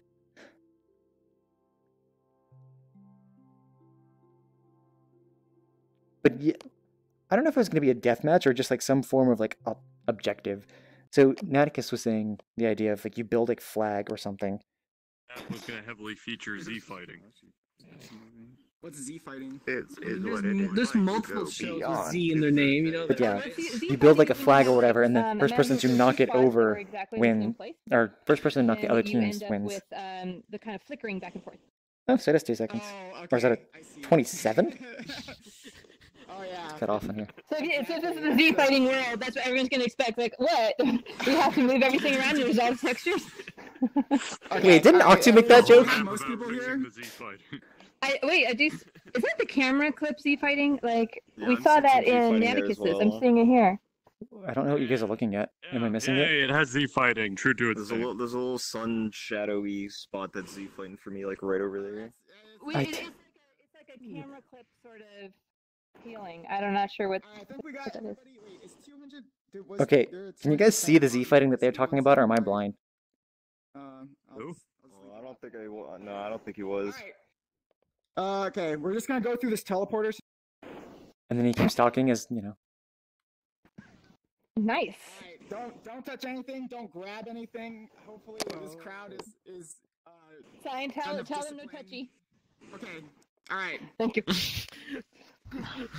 Okay, there's 4 sets of tools around these pillars, and you have to choose one color. And the right hand is R, the left hand is L. There's 2 teleporters. The teleporters are on your left hand. The weapon is on your right hand. With the weapon, when you are holding the weapon, you do this. I can't tell if that was lag or a screen shake. That's the trigger. It's just this. Then there's an energy bar on the top left.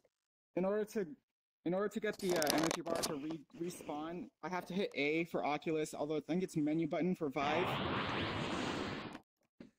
And then the energy is supposed to respawn for me only. Then I take both of the tools and put them together.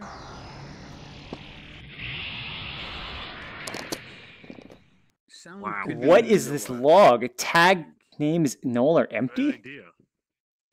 And then there's a finger. So then you take your finger, and if you just take your finger and you put it to your head, go. And then it just shoots out a beam. And then the final one was it's not working, which is the one I'm having trouble with right now, which is you take your hand, you put it behind your back. That is very loud. I thought I turned my sound down. That is so loud. Yeah, it's so yeah, loud. it's good to sound down a little bit, It's also set to 2D it instead is of very 3D. loud, yeah. That doesn't help. Okay. So in general, Yeah, if you the sound needs to aim be for 3D. sound effects at like starting at like about 0.2 is a good starting point. 0.2. No, it's just And- not 3D, so that's why it's so loud. Yeah, it's completely 2D. All of them. Just extreme. All of them? No, that Yeah. can't be right because I changed them all to 3D. I've changed most of them to 3D at least. So. Well, then you have no Yeah, audio. you see how fallout. fast the thing's going. Yeah, it's the same audio regardless of distance. Spamming the log every second.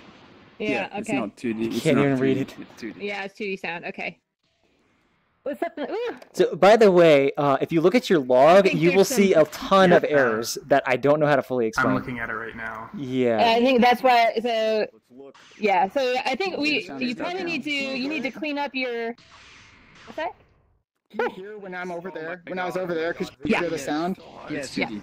Yeah. Oh my god, I Cyan, got look her. at the log. Yes. Wait, it's back? What? We are gonna crash. So you had a lot going on in your broadcast. So do you know how to read your log? How do I check? How do I check? Oh gosh, what is going on? Nan. Discord, but in your output log, if you're in desktop mode, so when you're doing your debug, you go into desktop mode. On your keyboard, there's the menu button. We're gonna be dead. Is someone Do you doing have a menu button on something, your or keyboard? is sound Hold that broken down for and me? hit 3. Sound or something else? In Something VR, keeps repeating. It's weird. So you can do the same thing in VR, but then like it's like a physical object that you walk away from. I can't So tell if do this your is debug local or in not. desktop mode, and you'll get to see your log, and you'll see the errors that are happening. Right. If you don't have a menu button, you can use the Windows on-screen keyboard and just hold it down with your mouse, and then click the button on your keyboard, the number button. Thank you, Squid. I knew you could do it some way, but I could never remember how. Yeah, no problem. Wait, so I use Oculus. Okay, so do you have a menu key on your keyboard? Yes or no? Anthony died. Do I have a mini what? There's a menu key on your keyboard. Do you do you have one? Looks like a hamburger. Yes, it looks like I a don't hamburger. think so. So it's the 3 Just lines. open the log. Just open the log in the VRChat folder. You don't need to. Well, I mean, we're basically saying how to do it in VR. I think I just died. Why is there no light now? You didn't know how, what the log was. Just turn Please stop killing us. Please stop killing us. By the way, the log is spammed with infinity and nans everywhere. Like, With what? What's it called? Ow. basically, some Not a object is at number.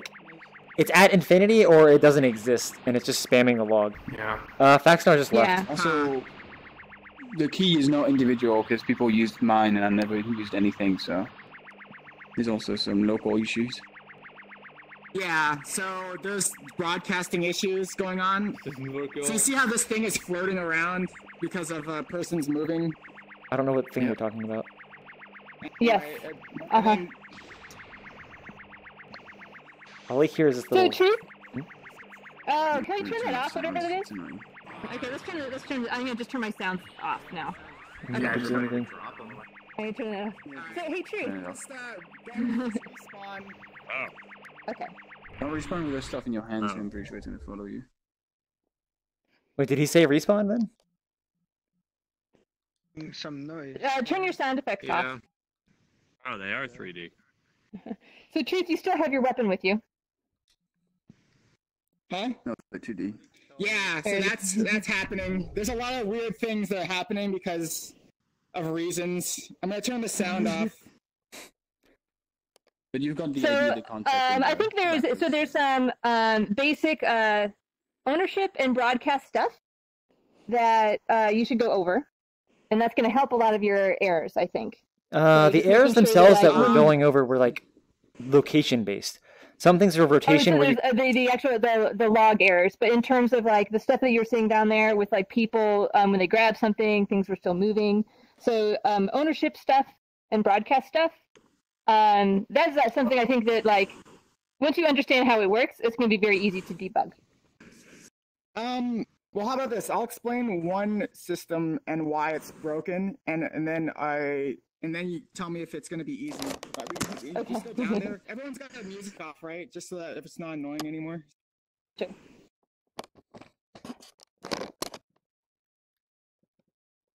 I guess we're going down. These tools is basically, I want the moves to, I have to have the moves to be on these tools, right? Because they can't be on the avatars because you can't have triggers on avatars. So wait, you don't need them on the tool specifically if you remember what Phase Dragon was saying. To like have the logic just on game objects and then the tools are separate or something. Yes. I tried to do prop spawner. It's not prop spawner. And what it ends up doing, it could be prop spawner, but it may not need to be prop spawner.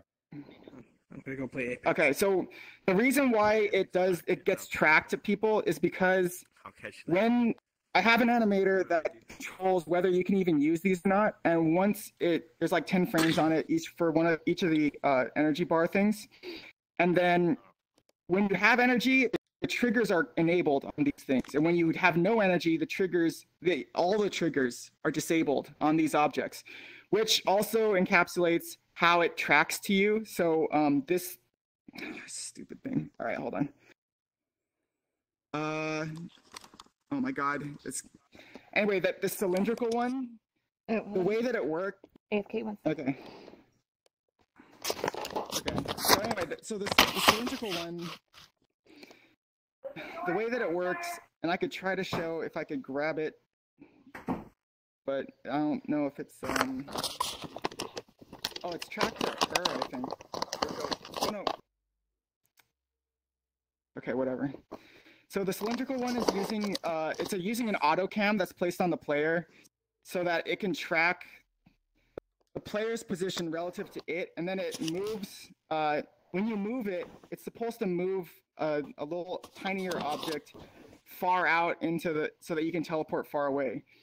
And because it disables all the triggers, it also disables the tracking, so then it gets frozen in position whenever you have no energy. So if you die and you're holding it, it messes the entire thing up. And that happens for a lot of different things. Is that why I get sent to Nanland? Is that why I get sent to Nanland? Like, is that what happened? I literally went so far. I went so far. I had to close down the game to leave. So I mean, that was the same thing that was happening with mine. Before. That's So weird. I picked up one of the purple ones and I clicked it and it teleported me to an island. I clicked it again. It teleported me off the map. I clicked it again and then I was just so far. I was so far off that my avatar didn't exist anymore. I mean, that's the same issue that was happening in my map. Compounding, lifting of itself. The fact that there's 20 people, I've never seen that happen before with anybody else. So I have a question. Yeah, how are your objects determining where you teleport to? Is it physically moving there, or is it using the teleport wand system? Okay, which is like a raycast sort of thing. Grab that yellow thing. Which one, L or R? R, right there. You just killed me. There it is. We just died in the process. She's too powerful. Don't tell her that. Okay, now you have to have energy. So if you hit A with the right hand. Wait, where's A? Okay. Okay. Ooh. All right. Now what? So now with your left hand, you see there's on the ground with it, whichever direction you're looking, like you're holding it in. On the ground, there should be a yellow dot, like a little bead. Who's just controlling this one? A sphere. I don't know. I see it. I'm trying to grab it. It's on the ground. It should be and pull your hand in close to yourself. Yeah. Is it upside down? It shouldn't be. I do not see it. It's weird. You have a cube in your hand. Ooh. I know. There's a white cube on this one. I don't see it. Yeah. You can try these ones, I guess. But oh my God, he just reset it. If you push these spheres, they reset the object's position. How about try grabbing the cube, the L cube. Okay. And then try grab this. Yeah, and then actually the directional finder should work regardless. Do you see a giant sphere with the L cube? Here, let me do the A thing again. No. Do I need to power up first? You must have full power already because if you can't use A, yeah, okay, that's fine. So now if you look, see the L? Yeah. And you can see a sphere behind it? Nope. Really? So that must mean that the player tracker is broken or something for you, because I can see it for me. So if the player tracker gets broken, that must mean that that's why the teleporters are sending people like infinite distances, because it's like It's not maybe attached it's to the just right like player. too many people. It's not attached to the right player, Huh? probably. Right. So how do I don't know how to fix that, because I think it's a product of there's just too many people, because I can see it fine. Probably just means that you like own it or something. So yeah, so like you can send an RPC for take ownership of whatever. So like on pickup of these things, send an RPC for take ownership of whatever they're controlling. Okay. But well, depending on if, how if their object syncs, right? if their object Yeah, syncs, yes, but it's like it doesn't like this may not be an object that even needs to be synced. This should be a local object to begin with. Yona, Right. Yona, take this one. Okay, this one's got a sphere on it. Yeah. Okay, But I don't- see, what the Where's the heck? other- Oops. It's over there though. Why is that happening? They're the same. They're supposedly the same. I mean, it's okay. So that sphere, basically, what it's doing is It's it tracking looks to at me. you, It's and then tracking to me. So I see an object over there that's just kind of like rotating around. I don't know who's controlling that one. Yeah, so I'm moving it and it's going back and forth in front of me, but it only goes about like 10 meters out and disappears. Right. So then, if you click your trigger with that hand, nothing happens. Do you have any energy right now? I don't know. I don't have the other purple one. Where's the other purple one? Top one. left of your screen is a bar. No, Nope. that's not the other. Oh, okay. one. So whatever happened. Okay, I just clicked an object over here, and I let go, and now it's attached to him still. So it wasn't attached until I clicked it. This one? So I don't have a bar. Oh, here. Oops, sorry. Here. So true. Stop moving. There we go. One thing that you're doing is that when you take over an object, you don't release it properly. So I picked up whatever this thing is here, and then it started tracking you. Right, and exactly. So the reason why it's doing that is because when somebody's out of energy, it turns off the set of triggers that allow it to function, which means it goes into this local, because it's trying to like I set the triggers to be trying to do as much local stuff as possible. It'll track locally to a person, but then be displayed globally. How's it working? It's just a weird, janky, convoluted mess of like I tried to have it so that all the top layer stuff is local, and then it just does global effects. So I mean, I understand that, but what I'm saying is you're not releasing it properly.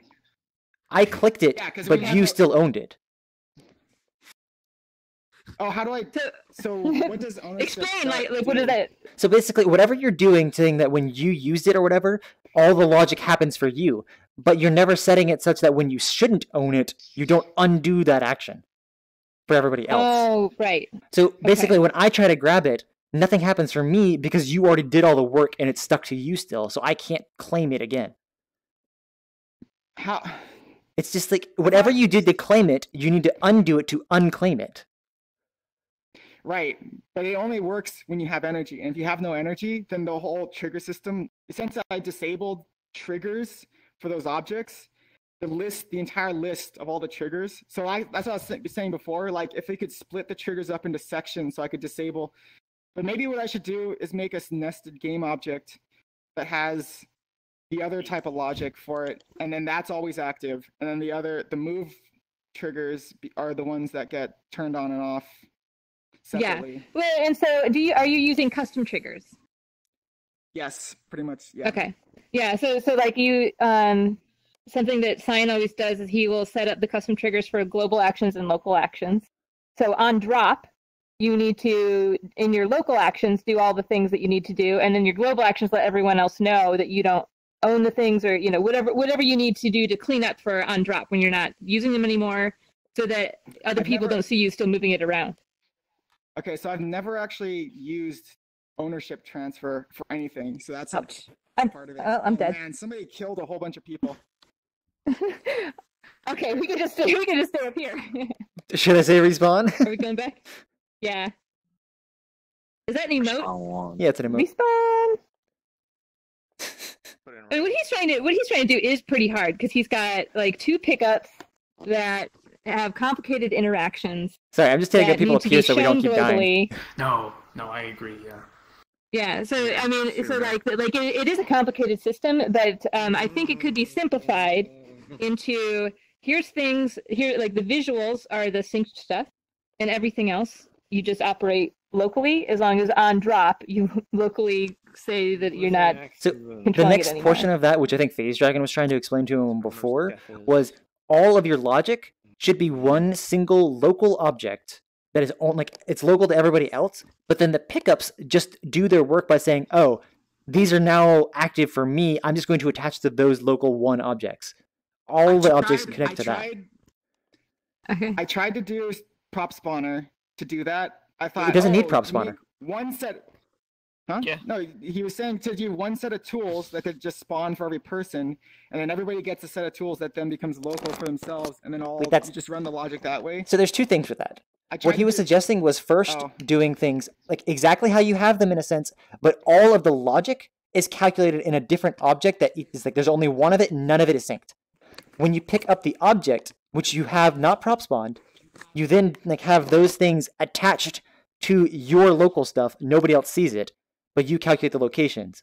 So it's not prop spawn because they're already in the world, but those objects are still calculated locally for you. And then only like you are setting the like object syncing the location.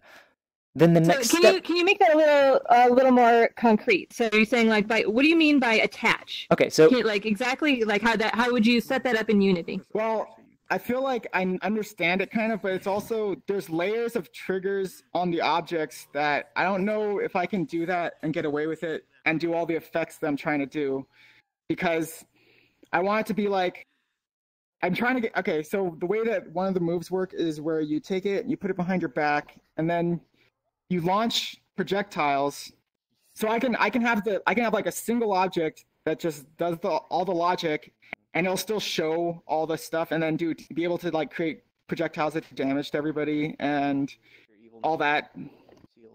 All that is possible. Stuff or okay. Yeah, so for example, you would you'd have your logic as one object. Let's say it's an animator that's doing all your logic. I don't know if it's or triggers, whatever. And then all of your visual effects are. I'm not sure how you're doing it. If you're turning game object on, or if you're using an animator, and that's a separate object. So your logic will then tell that one, animation trigger, or set game object active, or set particle playing, that kind of stuff. That trigger is from your local logic will be broadcast, but only one person has the local logic enabled when they're using the thing. So it means you may have to separate some objects. So then, how do you allow like tons of people to be shooting stuff?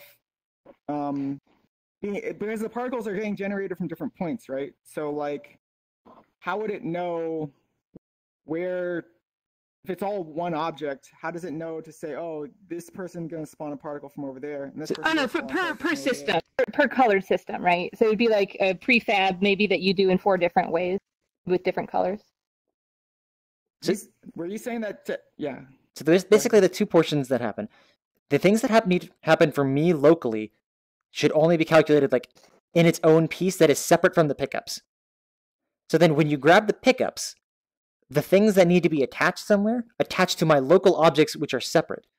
Because it's attached to those, the pickups things are the synced objects, which are the ones shooting the particles.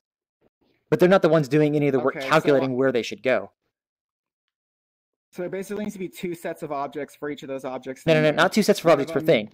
There's one object that is local, which per player has, that when you pick up the objects, so when you pick up the things down there, they attach to the local objects, but you don't broadcast this, right? So nobody else sees them attaching, so to speak, but you just say where it syncs to. Monkey, the reason I told us to spawn. Monkey, don't do it. I was trying to go through this. Bad, and you should feel bad. I'm sorry. I need to go back and heal and come back. No, so what I'm thinking is, okay, you have 2 sets of. I create 2 sets of objects down there. One is the global version, and the other is the local version. The local version gets transferred. The ownership gets transferred every time this person picks it up, and then the logics is happening on the local logics happening on the local version of the object. and then the global logic is happening on the global version of the logic, and there's some kind of crosstalk between the two. But like, so for instance, I want to make sure that it's clear. When he's saying object, he's talking about Unity game object. It is not necessarily a physical thing. Yeah, exactly. The other thing that I'm going to say is clear is you said 2 objects. Now, for all of your pairs, all of them have different global, but they're using the same local. So it's not technically it's a pair. It's just one system that is local that everything talks to, which is global.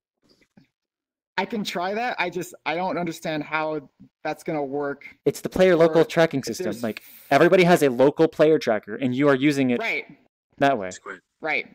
And there is only one instance of that in the world, so I can understand that. So that is basically what I'm saying. You just do that with more things. Quickly duck out, check something, and come back. Okay. That way I don't waste people's time. All right. I'm gonna go down and heal and come back.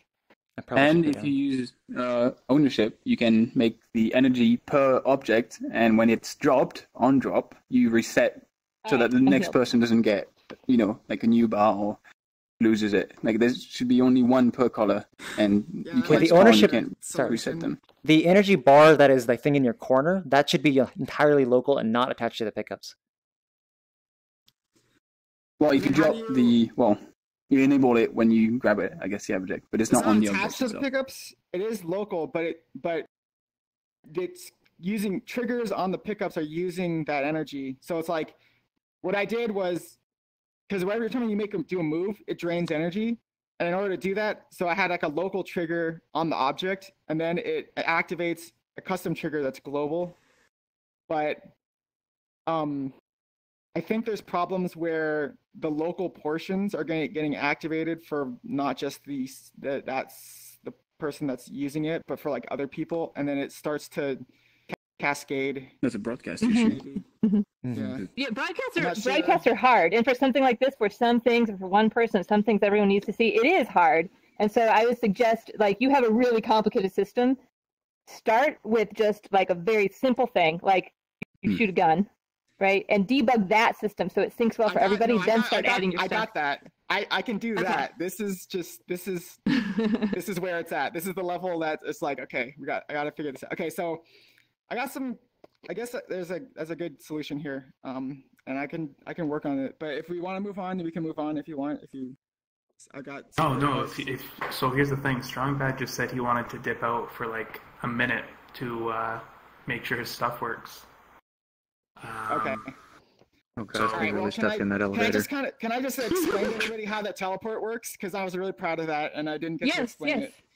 Okay, let's go down. Is it different from Laku's? Yes, it is very different than Laku's. Okay. In a good or bad way? It depends on the person. All right. Okay. All right. You just have to stay inside this. Oh yeah, it's not for me now. Good idea. I bet if I teleport now, it's gonna teleport me like off the map. Hold on. Nope. Oh, where is he? He's flying. There he is. It's close. Okay, so Truth, I see nothing in this hand. You don't see anything in this hand. Great. Interesting. Did you not see the L? He sees it. Nope. I see it. She doesn't see it. I also don't see it. So I only see an L. I see both the cubes. You only see L. I see an L here. I see a shape plus the particles. I do not see any particles relating to that one. It's not particles. Now I see particles. How about now? There is. You are holding an empty fist. Are you doing it with an animation, or is it just object sync? It's when you pick it up without any energy, and then it's not correcting for it once you get energy. That's what it is. Okay, so I can drain the energy. It's drained now. I can drop it. No, it's still on ownership. So if somebody else picks it up, there's some kind of weird system where if I have energy versus I don't. Okay, I understand that part. Okay. Do you guys see a purple one right here? I see pink. I see a cube and. Oh, is that pink one? Okay. All right. Okay. I see it right here, Fiona. Okay. So basically, here's what happens. JetDog made a prefab where if you hold a teleporter, it aims in a direction and then it clips to the ground using a camera trick, and that's pretty cool. So what I did was I have this held object, and what it does is it has a follow, so it looks at my face, And then on the other side of it is basically like that same kind of prefab, but it's hitting the ground and there's a max distance. So I can teleport into the air. And I can fall, but you can, whatever direction your arm is in, that's the vector. Your arm becomes the vector for movement. And it's so fluid. Oh my God, it's just so fun to use. Wait, because, so it look is. at this. So you draw a line between your hand and your head, and that's where you go? Yeah, basically, the way it doesn't, I mean, the triggers are a little wonkier than that, but basically it's creating a vector between where your head is and where your hand is. And so when you hold your arm out straight, that becomes your directional vector. And you can tell where you're going to be without even looking in that direction. So if I want to get like way over there. Not killing everybody, man. There he goes. So anyway, if I want to go like way over there though, I don't have to look where I'm teleporting. I just move in that direction. Thanks. So it's really lagging when he does that. Where are you? There you are. Okay.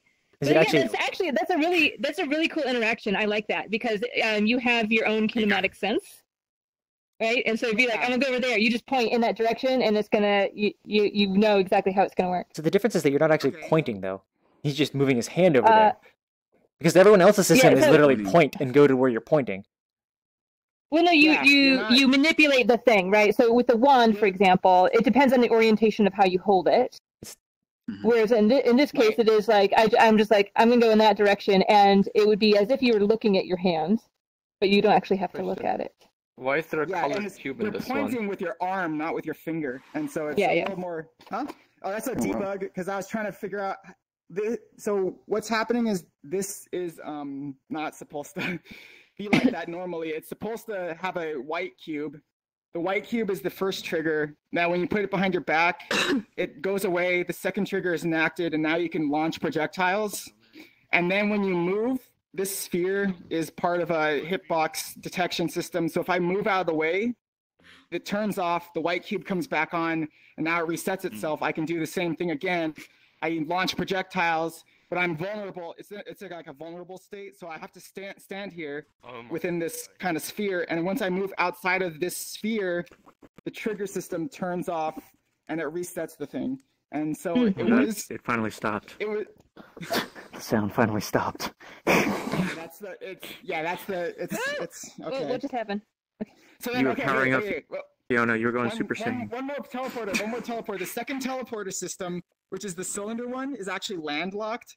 And what it does is, rather than being a vector from your head through the object, it's just a landlocked teleportation that is in the orientation of your hand. So if I move it like this, I can see the bead going in an arc, but the direction, the distance is controlled by the distance from my hand from the middle of my body. So if I pull it in really close to myself, I teleport right there.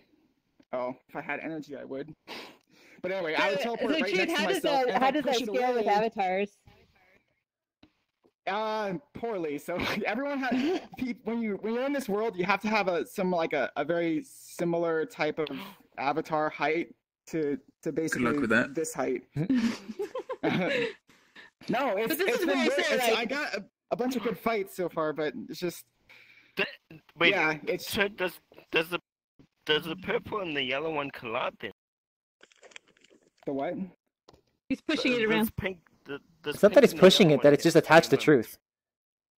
Oh, no, Truth is just moving around. It looks like he is. So whenever that thing is now locked to my position because it's using some auto cam stuff. So now if I turn, it turns with me, and if I move forward, it moves backwards. It's moving with me, and in order to get it to stop, I have to reset it with that button over there. Gotcha. So, or somebody else can pick it up. If you grab it, it stops it. But yeah, this is pretty cool because basically what it is like it's creating a dual set of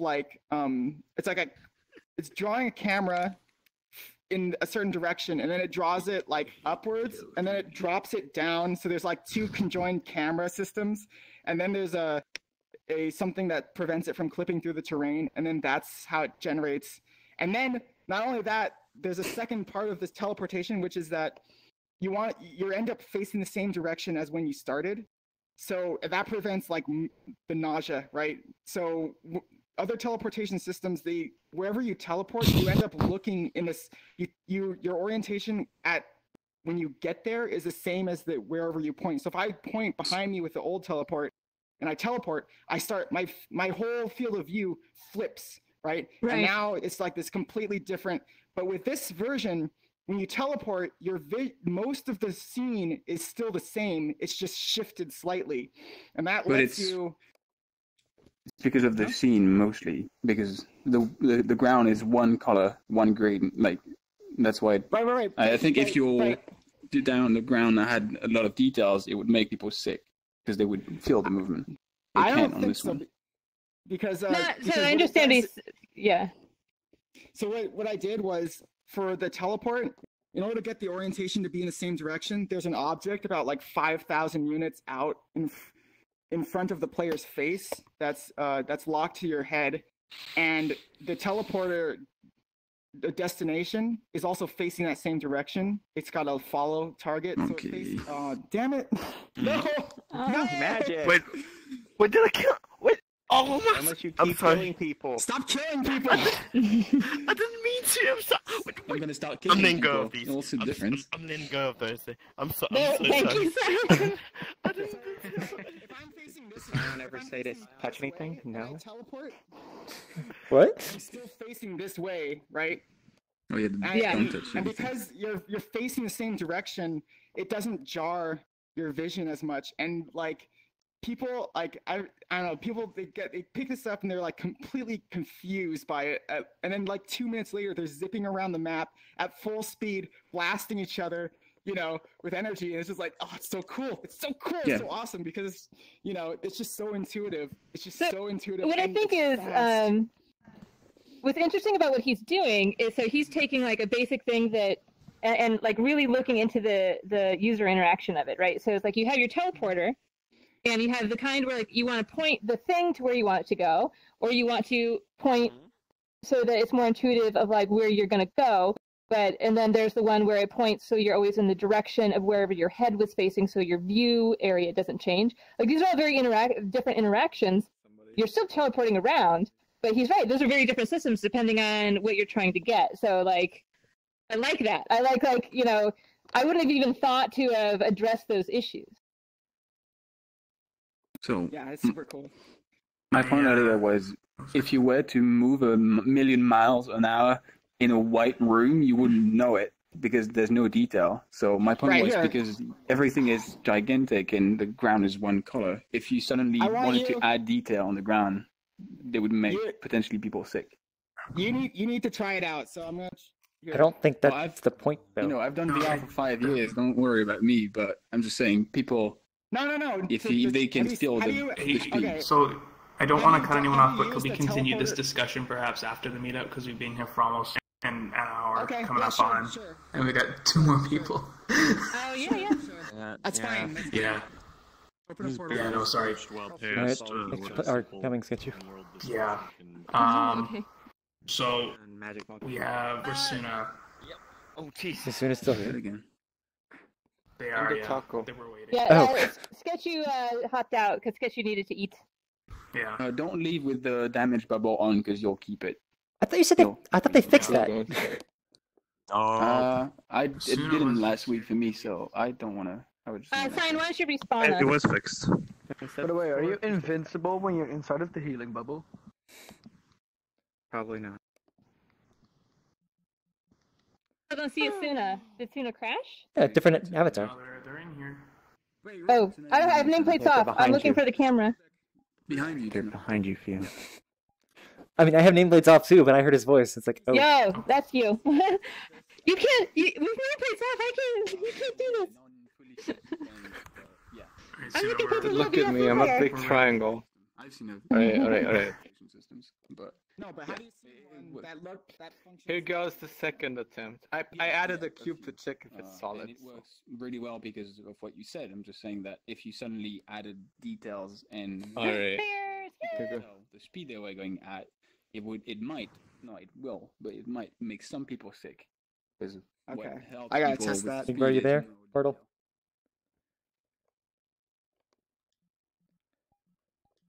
I was just listening to wait for people to quiet down, okay?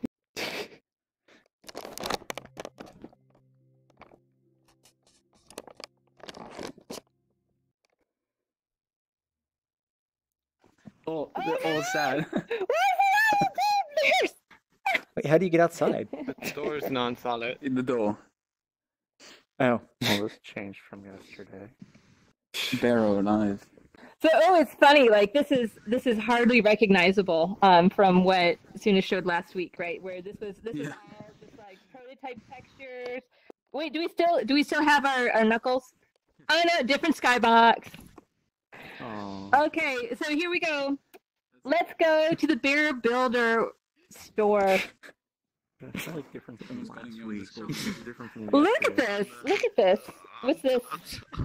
Eye patch. Look at the Why are the eye posters, patches for? you'll understand. Look at the what? Why am I? Oh, it's Igbon. That's why. Fill your bear What with about Igor? love. Okay, honey.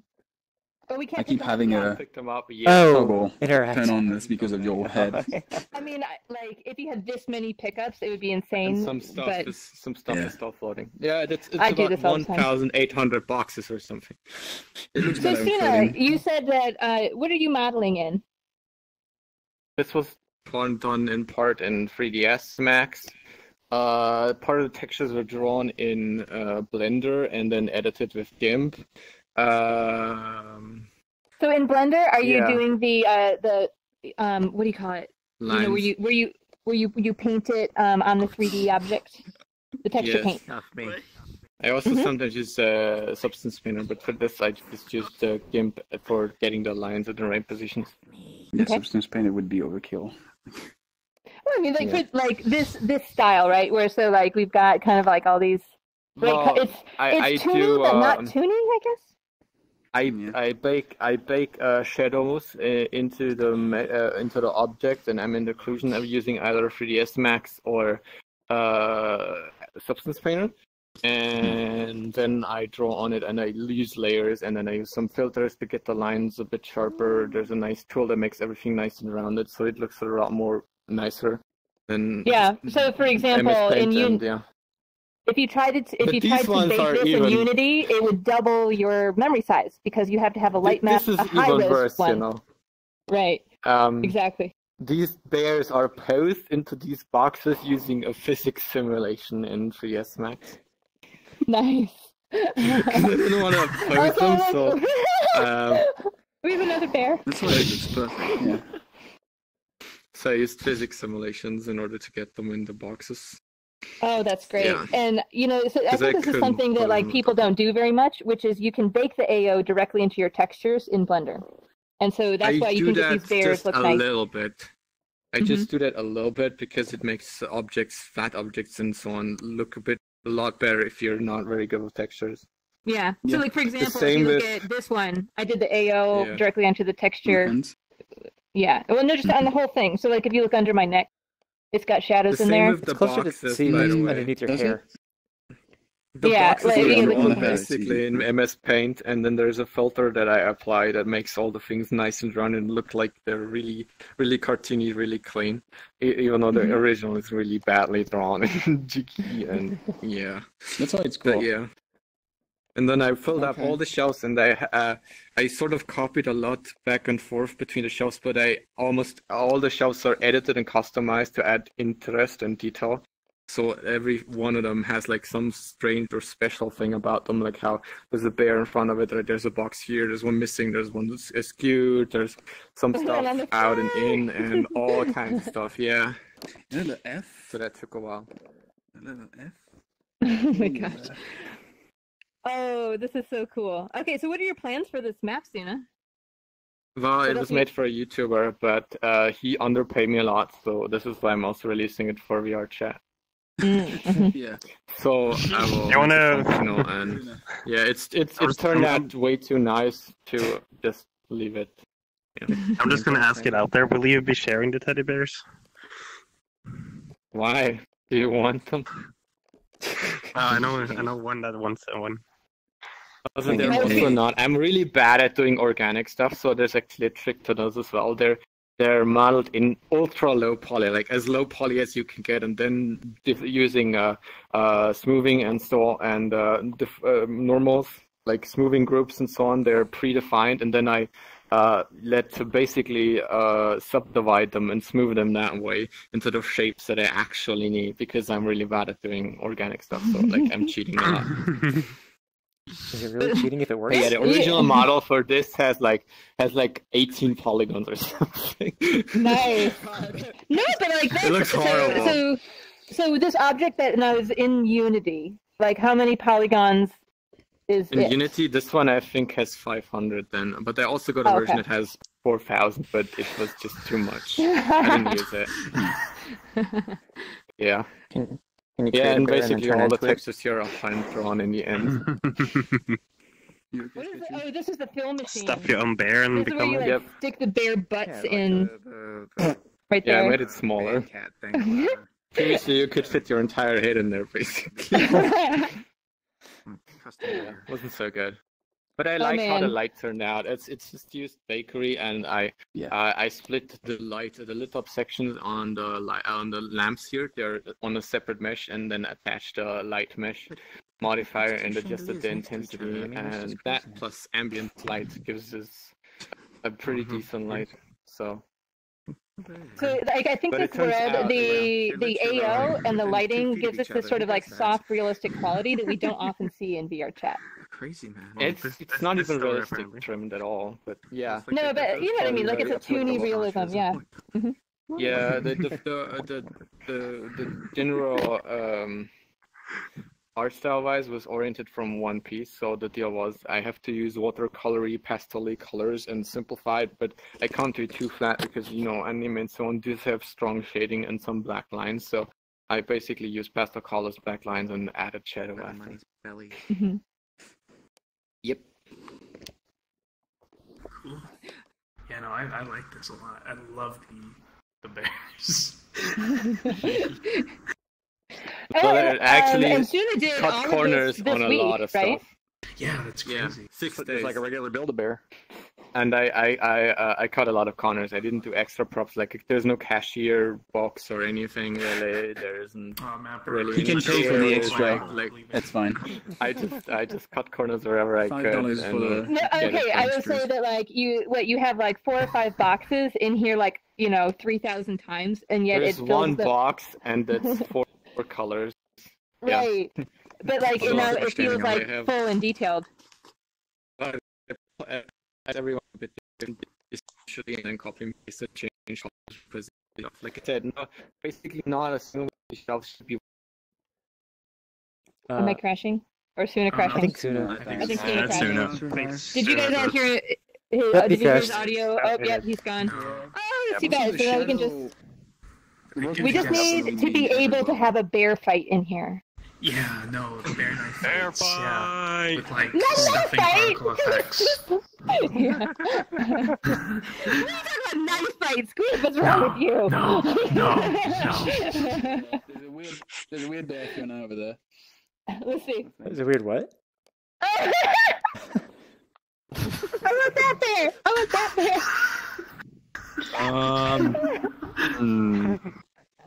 Pretty sure that's not a bear. Pretty sure it's a cat. Okay, everybody who has like a cute cuddly critter, just get in there. Hold on, I think I've got one. I don't think I think I've got one. I don't have very many cute and cuddly glow sticks. Oh, no. the well outfit. I'm gonna have to jump though. I think I would get stuck in. Let's be in front. Wait. Cute and cuddly, I've got it, guys. Hey, look at this! Look at okay. I have achieved cute and cuddly. Okay. Can we get a plushie photo op here? Everyone who's got a plushie can get in the bin. Or in front of the bin if you're too small. More posts. Okay, anyway. This works. I think I've nailed it, guys. Wait, where's the other one? Hey, Pasheen, get over closer. Wait, I need to. I want to be able to see the giraffe. Where's the Got giraffe? my EV up on over here. Oh yeah, get your EV. There you go. Yeah. I can't get a good enough picture.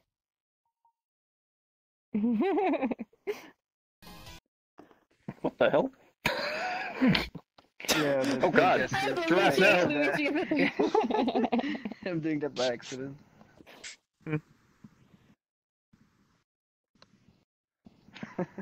Said cute and cuddly, so I nailed it. Okay, guys.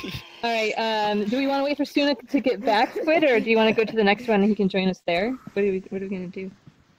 I think it's safe to assume we've seen everything this map has to offer. If we need to, we can come back to it when Suna rejoins. Okay. Oh, wait, I just got an invite from somebody, probably Suna.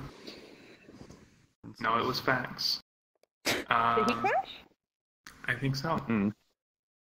But yeah, no, Strongbad, if you want to go to your world, then...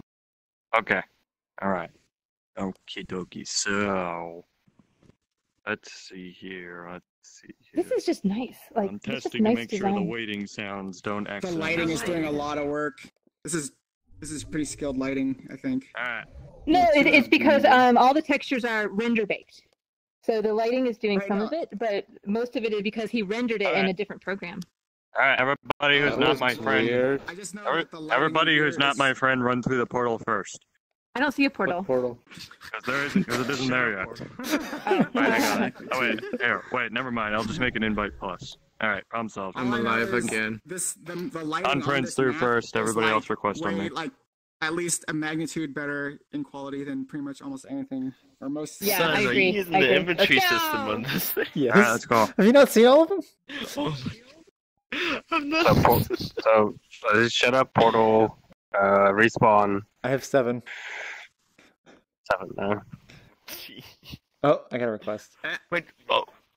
Oh, and Suna just got in. Are you friends with Strongbed? Because you have the request on him.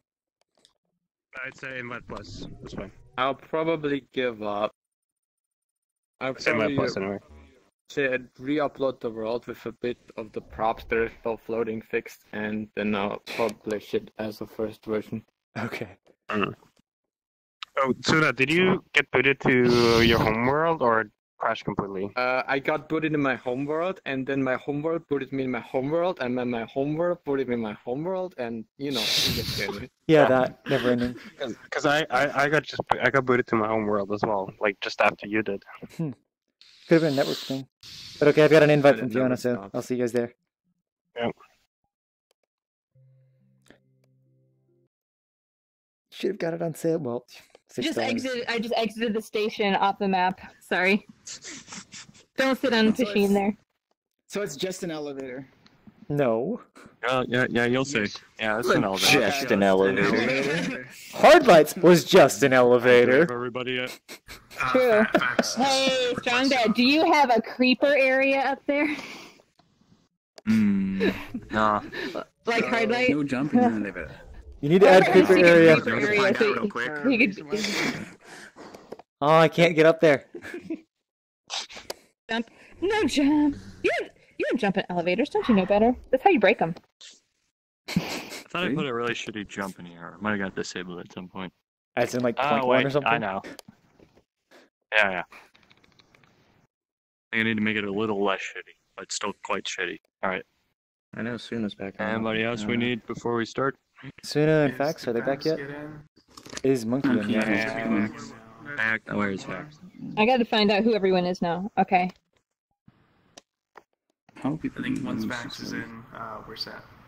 It was Fax, Suna, and Monkey. Suna was in the like he came back. Elevator copes with a ton of people being Yeah, in it. Monkey's joining.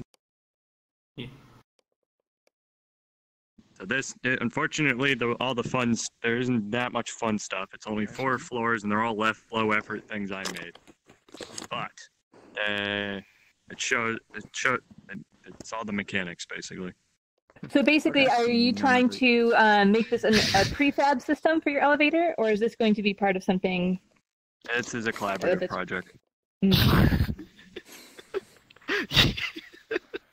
People are gonna people are gonna design floors, and they're all gonna be put together into one big old thing. Why? Cool. I don't know, everybody else is doing it. We're praising the Cyan. Fax, man. I thought praising the Cyan was like this. Jeez, how slow is Fax's internet? Isn't this a small If world? you want to start it, we can get going.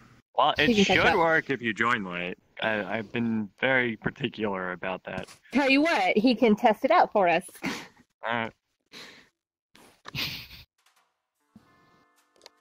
Oh, it's the pug. It's the pug music! Don't worry, I applied a high pass filter to ensure that everything sounds significantly shittier. Perfect. Just have a subtitle that popped up that just says music. I have like a hair in my headset. What's going on here?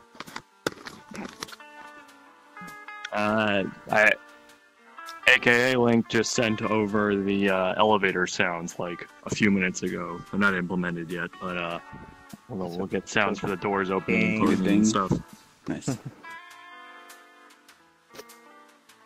There's How a long does it take Faxanor. between each? It's 1 minute Okay, between do you each hear floor music? and 30 seconds on each floor. I heard 1 music minute? last time. Oh, okay. No, Yeah, as that's a how late joiner, it do you worked hear in the music? original elevator source. Yeah, I heard the pub music. Awesome. It's all about that retention. Oh, time. it's you a go. real thing?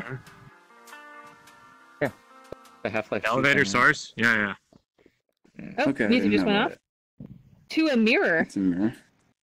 This floor, each of the floors you floor. visit the floors that you see are completely random, and they just go by themselves. And you'll never see the same floor. You'll never see the same floor twice during a run. But you'll never see all the. Yeah. Did you just press the button and we had to wait a set amount of time, or did you just press the button to open it just now? The button just starts the ride. Basically. Oh, okay. That work? Is the sound just above us? Yes, my jam. Yeah. Okay. It's also 2D, I think. Strong, but may I? The white music. I got a suggestion for your mirror. Reading Yoda. You can actually turn it in. Bouncing. Wait, is my mic working? You like E-Pen? Yep. Yeah, it's working. Ah, damn. Right, so And now he cut out. No, it's not working. So does the music give us a hint as to what comes next, or is it unrelated? Oh, there you go. Yep. The music is randomized and can repeat. Also, there's only 3 songs right now. Okay. There will be more in the final. I thought maybe like you were commenting on the floor that we were about to open. So like, you had the pug and it came to a mirror. I'm like, does this mean something? No, there's no correlation. I am though.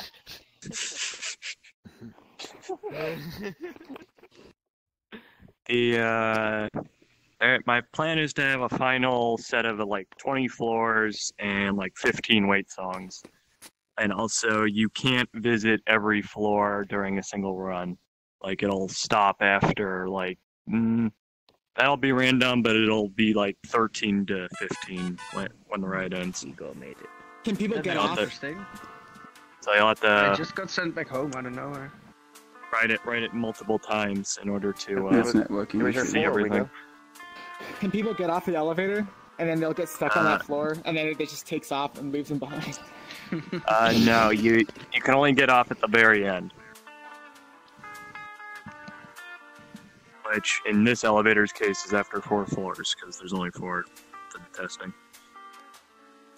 But you say the floors are random, or is like the last one always the same one? Yeah, last one's always the same, though. It's random how long it takes for you to get to it. Okay, so Oh wait, can we submit a well? I mean, the floor? And we what? When you crashed, what happened? Did you go back home, or did you actually? Could I submit a floor, I for got sent example? back home. Like into the collaboration. Oh, interesting. Okay. Yeah, so if you're interested in joining the project, yeah. I'm still finishing up the template. So everybody's waiting on that, and then once I set up the template, you can put your floor into it and I'll implement it into the main project. Hey, Strombat, I've got a suggestion. I'll invite you in if you want. Yeah, I've got a suggestion for your mirror room, or just the mirror. You can actually turn it into an actual room. I've had this concept for a while. Like, it can be basically a room with like 2-sided mirror, I guess, or at least one side, it doesn't matter, that reflects only people and like the avatars, and the background should be transparent, if that is possible, actually. Yeah, and the rest of it should be like like the mirror world or whatever. Just and it should go like both ways. Like, well, you get the concept, I think. Yeah, So, no, I get what you mean. We had a number of people get booted to home from this world. Do we know why that's happening? It wasn't just this world, it's just happening today, apparently. Because Okay. it happened in Okay. Australia, too. stuff.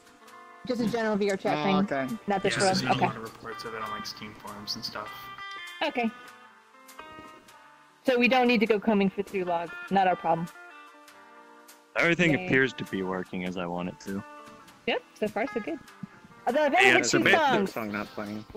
There are only 3 songs, so you're I want gonna to hear hear the it. third song. Oh, what do we got here?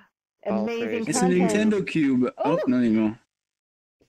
Wait, hang on. Did you see amazing content and then it became a cube? No. Yeah. So I'm saying that this is amazing content. Okay. Just making sure. That was a problem early on. Oh no. It opened up to our color changing cube. Yeah. Yeah, okay. Yeah, basically, the way I can describe how randomize appears to be working is that all the clients kind of argue about what the random number should be. And then... Oh, that's the song. That's music? That's strong singing. That's strong It's my singing. jam. That's strong singing. What is that supposed to be? It's the trapdoor song. From Strong Bad's website. Is that music that I don't know about? Oh, okay. Listen, Rubik, I'll take you to homestarrunner.com. A waste north of 10 hours of your life. Okay, because I was kind of scared when it started. No. So it is a internet comic from like 10 years ago. Internet web cartoon. No. I'm sorry, like 18 years ago. That's like this. It's YouTube. Most people are gonna hear it. Okay. Most people are not born, I guess. Good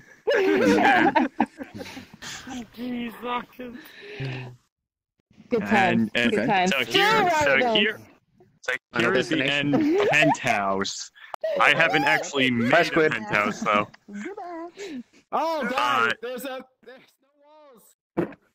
But the way the ride does.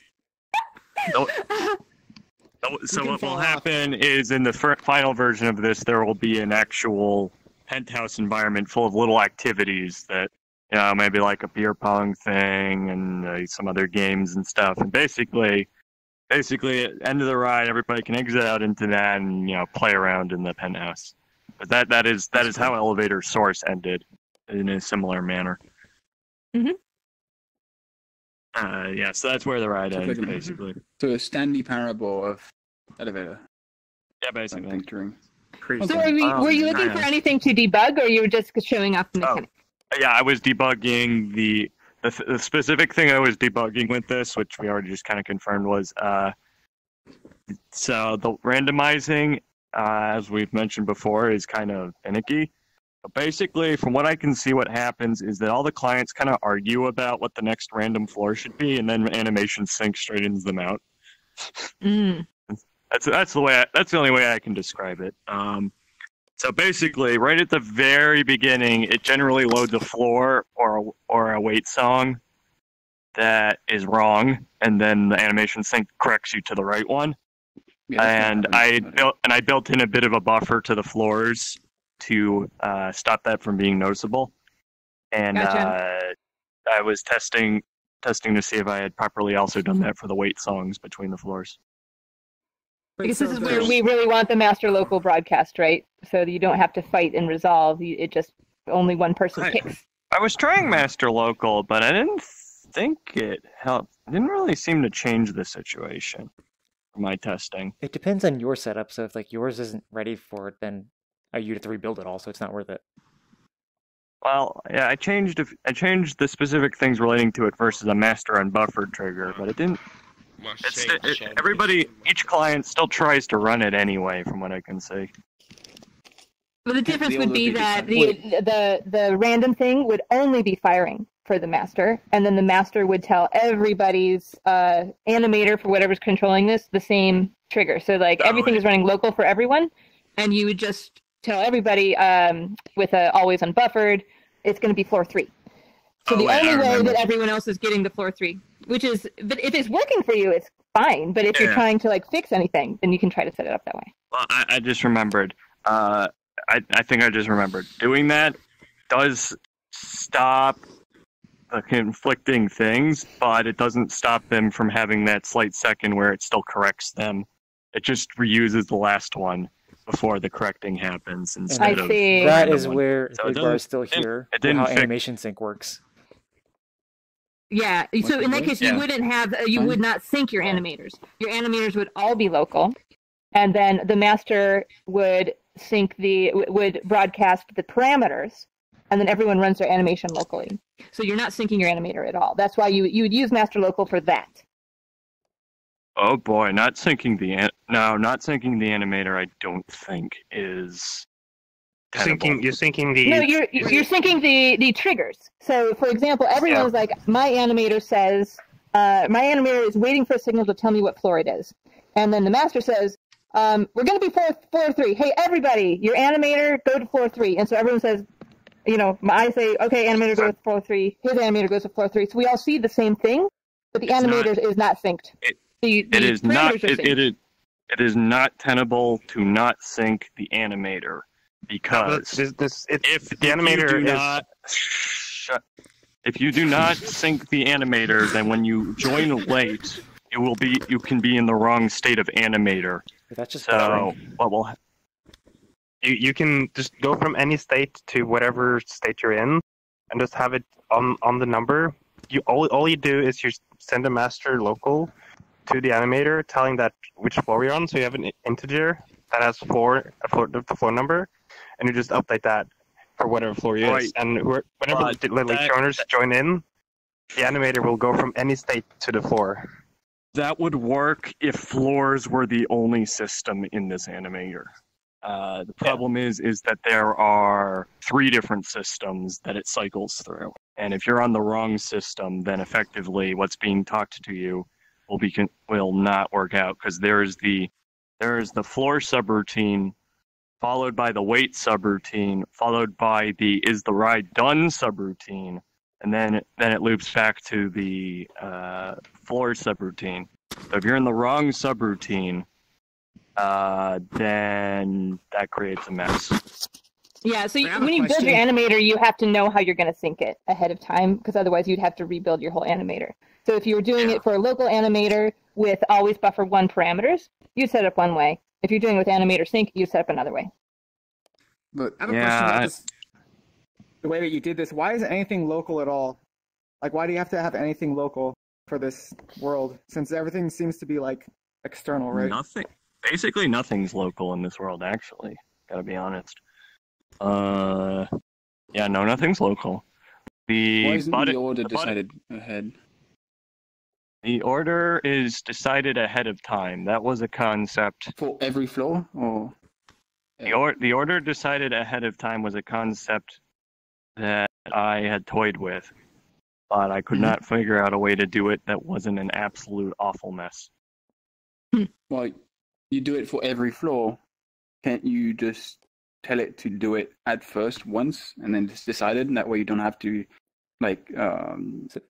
sync every single floor with everyone, and you don't have a problem with late joiners. So that's basically how CyanLaser's system worked, actually. That is how my system worked, but due to deferred events, I couldn't do it because it breaks everything. Okay. But if I just set it so that, but my system was meant to be the most generic thing ever, so it could be reused. If you just delayed it and not care about late joiners after reshuffling it, it would have worked for his situation, but then again, he still would have to rewrite it. Yeah, okay. Yeah. But... It's one of those I don't know, moment where you shouldn't have to care about late joiners. You shouldn't have a group. You go in, late joiners can fuck off. But the way it's currently we call that the official Seon method. Wait, what? Okay, so there's some world creators that they want to build their world so that it's perfectly synced. It works for late joiners. It works for like everything that you would normally do in VRChat is going to work for. And so that takes a lot of work to get your syncing right. And then we have what I call the official Cyan method, which is like he tells you in lots of wall text, don't change your avatar. Wait till everyone in your group is here. No late joiners, and you just have to follow his rules. So it's kind of like it depends on what you personally want to do with your map. Yeah, I don't like having. I'm trying. See, I don't want to have any instructions for this ride, honestly, right. And including ensuring it's fully compatible with late joiners, which in current state it is. Yeah. Although I need to find some way to try and convey to people to turn their sound effects on. You can have a message somewhere. You could just do like a visual effect saying that there's sound playing. Ooh, actually, yeah. No, you can non-visually. That's a great idea, actually, but non-visually instead have a little speaker icon with a blinking speaker icon with a speaker with blinking sound waves. That's pretty much what I was thinking. This blinking sound waves. Yeah, that's a good idea. That's a good way to convey that idea. Mm-hmm. Yeah, I'm not really too interested in messing too much with the system at this point, primarily due to the fact that it works. Yeah. If you are happy with the way that it works now, don't change it. Works good enough. But yeah, so the main thing I was just testing was making sure I had properly added in the bit of buffer that was needed to make the wait musics not have a cut of a different song at the beginning, which seems to have succeeded. I had that actually early on. The same. Oh, really? Today? Yeah. Okay. Like less than a second, but yeah, we could hear the cut between the two musics.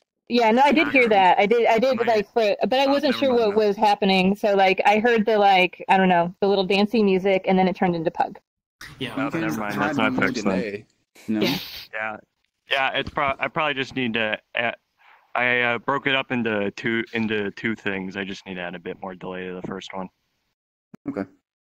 And then if you have that specific delay, if you could get, I guess it's since you have nothing visually that tells you the elevator is moving, if you could get from AKLing or anyone the sound that an elevator makes when it starts moving, so that people would know. Yeah, he just sent me that, literally. Literally less than an hour ago.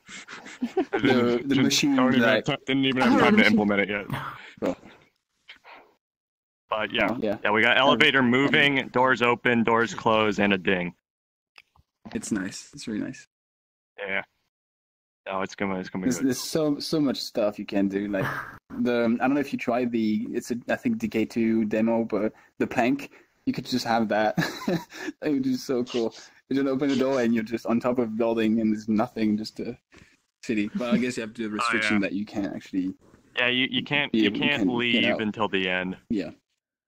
Oh, it would still freak people out if it opens up to being on the edge of a building. You open it and it's just hell. Actual hell.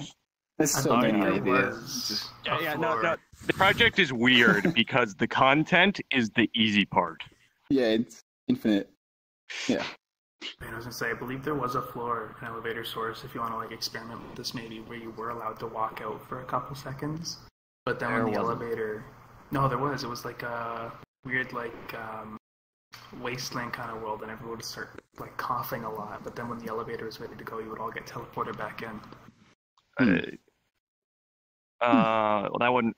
Okay, so I don't believe you could actually exit on that one because I remember the coughing one, but that would not work that well in VR. Oh, wait, why? You could. Okay. Well, you don't have smell-o-vision, I guess. See, so elevator source ran on a very different concept for moving you to different floors. It used a very source way of handling things, and that's there was a copy of the elevator on each floor, so everybody would get teleported into a new version of the elevator that was on a new floor, and that worked really well in source because they used teleporting for literally everything in source. But if you want to do it super easy. You can, if you have a restriction for every floor, that is that you have a flat surface on the ground, you just set the respawn to minus 0.5, and if you disable the collider, everybody's going to fall for like a half a second and less, and they're going to respawn instantly into the room. And you'll never get teleporting players doesn't sound like an issue though. I guess everybody at once visually. I guess if I'm fine with having everybody that exited the elevator teleport back into the center of it, I guess that's tenable. I think you could do like some really cool rooms if you allow people to move a tiny bit, at least. Yeah. So the way that you are actually going to be handling, so this is all stationary, right? And you are enabling and disabling the floors. Yeah, that's the Unity way of doing it. Then. Yeah, it's a good way of doing it.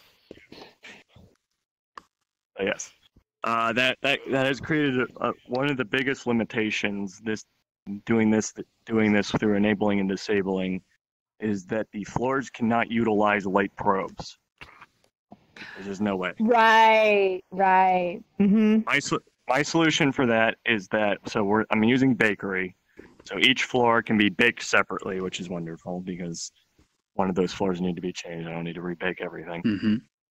But that's a good tip. Yeah. Bakery has bake groups. Nice. Okay. Yep. But so the solution for dynamically moving objects that obviously you'd want to be lit by light probes and change with the lighting as they move around the scene is that those objects be placed on the walkthrough layer. That's just the layer I'm assigning as a standard for this project. And that then you use a set of real-time lights that only hit the walkthrough layer to try and minimize their performance impact. It's not a great solution, but it should kind of work for most uses. All right, cool. Elevator itself has baked lighting. I have a question actually. So I'm imagining a system in which, so this system, you basically have to guarantee that the whole group gets off on the same floor and stays at the same floor. Mm-hmm. If so a lot like Sentinel's airship as well. Like, so you couldn't have people go onto different floors because, it's in one physical space. Could you have an elevator where that you now know where using player tracker or something, when the doors open, you are teleported to an elevator on floor 3, and you can't tell. Could you do that? If we had player base tracking, which we don't, we could. So I don't know if you ever got to see I would be like right here instantaneously. I would know teleport exactly to where my position on the floor is, and so when the doors start to open, you teleport to another one. But I don't think we can. If I could do that and make it not noticeable, which you can kind of do in Source, like the act of being in the elevator right here, teleported to another one and be right there in that elevator and not basically so quick I don't even notice, then I'd do it the Source way. But the only other thing you'd have to do is you might notice if you're in a group of people, you might not see everyone teleport at the same time. So some people might disappear quickly. I gotta point out though, conceptually, I don't think I'm going to be allowing exiting the elevator for anything other than the final penthouse. Yeah. This was just outside of this world, just like as an elevator prefab. I was like, because that would be an interesting way of handling some of this if you could instantaneously teleport someone from the relative position to an identical thing somewhere. But I guess we can't. Not without noticing. Really. Is it possible to take all the floors, put them in their own game object, and then just move them with an animator? Well, the floors are being stored in game objects that get enabled and disabled through the animator. That's another question. If you make light probes and the light probe group is a child of your game object, when you move your game object, does the probes come with it? Yeah, tested. Nah. Oh, got that answer. Explicitly tested that possibility. It does not work. Okay. Basically, once you bake, I think that's true because your light maps are scene-based, not object-based. Yeah, basically, once you bake a set of when you run a bake of light probes, like even with bakery, all the old light probe bakes get thrown out, and the new light probe bake becomes that. and anything you do with moving the light probes around your scene after that is completely ignored in terms of until you bake it again. Mm-hmm. So it's not even the objects at that point. Yeah, no, because like if you actually... go in, look at the lighting data, you can see that the lighting data is scene based. Yeah. It's not. It has nothing to do with the hierarchy anymore. Subscenes would subscenes would effectively allow me to do it, but VRChat doesn't support those.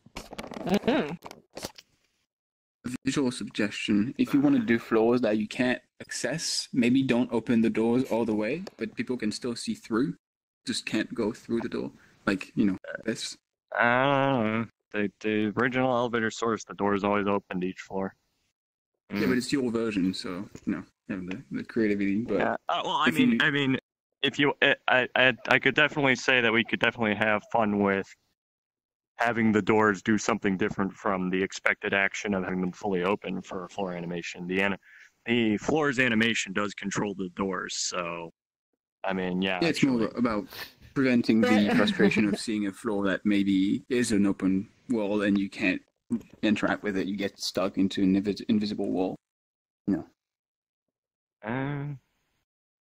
Maybe.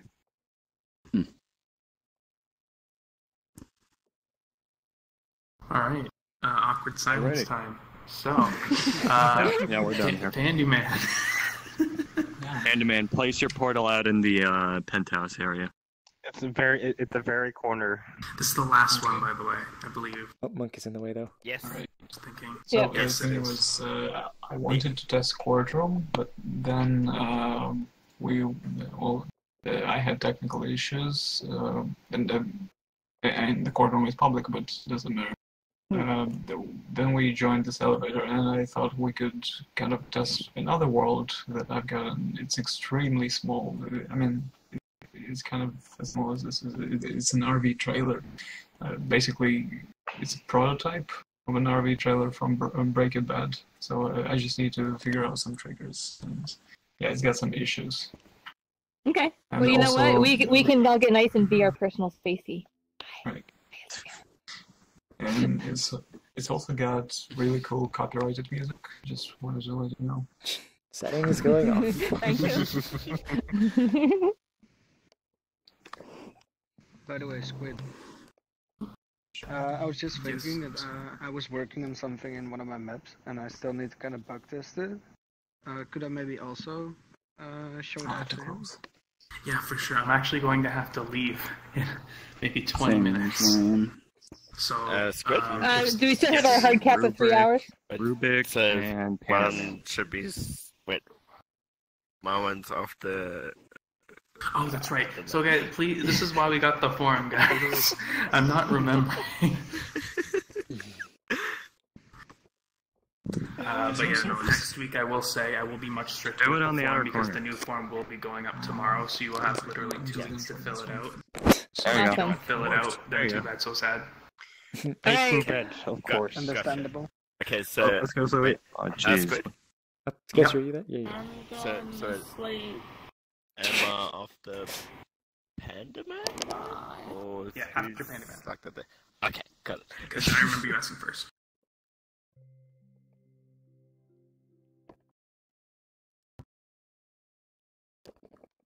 Come on. Come on. Oh, okay, there we go. It's a lot of Oh, blue. we have all sorts of colors. I do not suggest. Let's bloom, please. Yeah, I don't suggest touching any of these things for now. My face look like. Salt. Okay. I mean, you can actually touch them, but the thing is, they've got triggers on them, so do not interact. There's with more them. stuff. I don't know if I realized your eyes, have, are missive. Like 5 minutes left, basically. I cranked up the emission recently. Okay. I'm guessing it's really bad in here. Do you want me to take a picture of it? Go ahead. Oh yeah. Never mind, I can't. Watch the stream later. Oh right, I forgot. I can. Okay, I can. No, you can't. No, but I can here. Did you There you go. seriously? Yes, you actually know how to make that drop? Oh, let's see if I can. You would not believe me if I told you how much time I spent watching tutorials It's how to make so even in crystal 3D meth that it and, looks so weird. Cyan drops. Are you guys good with taking over in a few minutes when I have to leave?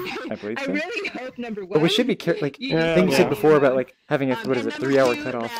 How long have we been going? That was for the community meetup. Is not now taught to VRChat users. Should we have a cutoff for this one from now on? Yes. Okay, yeah. Yeah. Okay. If you have to go, some people. Because then we need to be. Yeah, because then we also need to be stricter on the time we're in the world too. Yeah, I wasn't quite sure if I wanted to do that initially because like I didn't want to cut people off if we're actually trying to legitimately help them, but now I'm kind of seeing. Part of it should be like mistake. carry this on like in Discord kind of Yeah, thing. definitely should restrict it. Yeah. We can cook. I didn't even, next week I didn't even intend to be in my world that long. Let's get somebody together. Hey guys, It was guys, testing relatively would you simple like to aspect see of what it. we're actually doing here? Come take a look. He's going to demonstrate his recipe. Yeah. So it's optimized for desktop users as well, for reasons, because 70% of your are desktop users. So let's say there are 3 items that I've got currently. First, one of them is bread. Second one is acid. And third one is crystals or whatever. I suppose we can try and cook bread because of the world and all that. So for that, I need someone.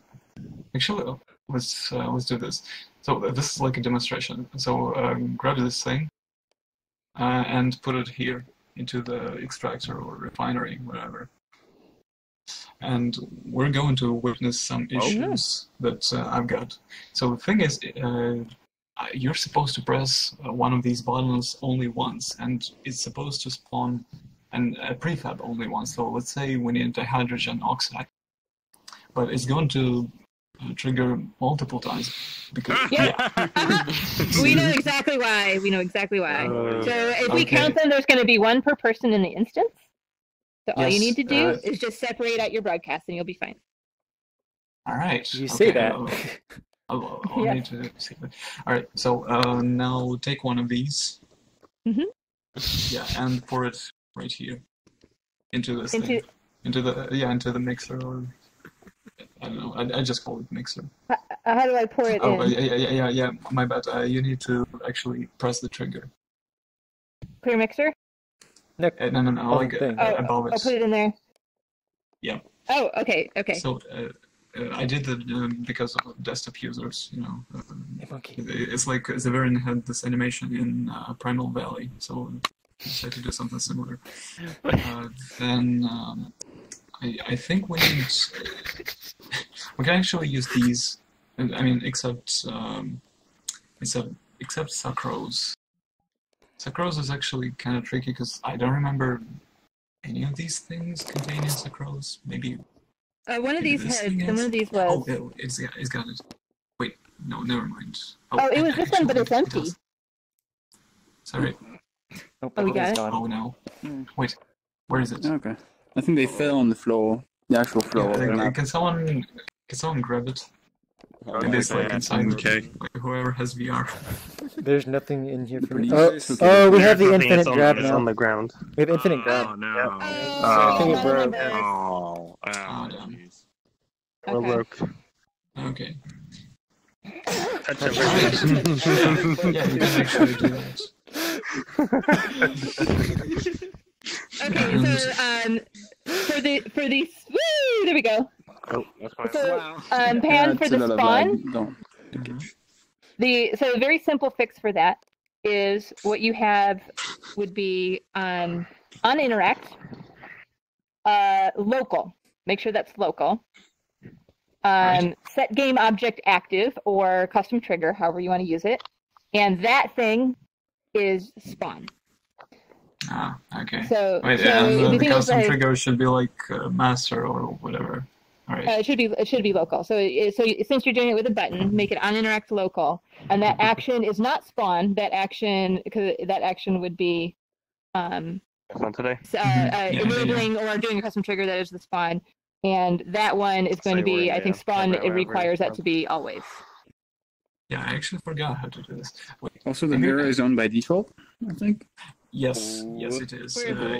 It was always on, and just for this meetup, I decided to make it toggleable. Now we can't even turn it off. No, you can't because of the I'm afraid it's broken. The carrots. We can't. Yeah. Okay, so if I may, I want to ask for some actual feedback and ideas, because the concept of this world is to cook stuff for for clients, for people who, what's the word for it? So basically, the guys who just make an order. No, not necessarily. Methods. All right. Breadheads is breadheads. Doesn't necessarily matter. I actually wanted to invite streamers to voice over things and just be like, to appear on the screen and say what exactly they want. Breaking Bad stuff, because there's a lot of jokes and there's a few episodes you can take stuff from. Like you can throw pizza on the wall. Yeah, I just don't want to make it so like a criminal kind of theme world. On top of the van, and then there's some secret way of getting on top of the van. Not necessarily, at least. But I do want to keep the vibe of Breaking Bad. So the thing is, I want this to be a multiplayer world. It's not supposed to be just for one person. I want it to be playable for at least 2 people. Or maybe 1, but it should be much better with 2. So the thing is, this place is extremely empty so far. And, so shouldn't this be where you're driving it? To be seats and yes, wheel. Yeah, exactly. Yeah. Maybe let people drive. The thing is, I want to do the same thing that whoever did with the flying ship. Sentinel. Sentinel? Okay, yeah, I'm gonna ask him. So his system, he spent a lot of time working it out. I'm not sure how complicated it is now, but yeah, he can explain how he managed to get it to work. But it took a lot of doing. Okay, so that is just one of the possible approaches. Like I might actually make a quote unquote drivable vehicle, like with an illusion of movement, like he did in his world. But the other thing is, okay, there's just an option. The other option would be like actually the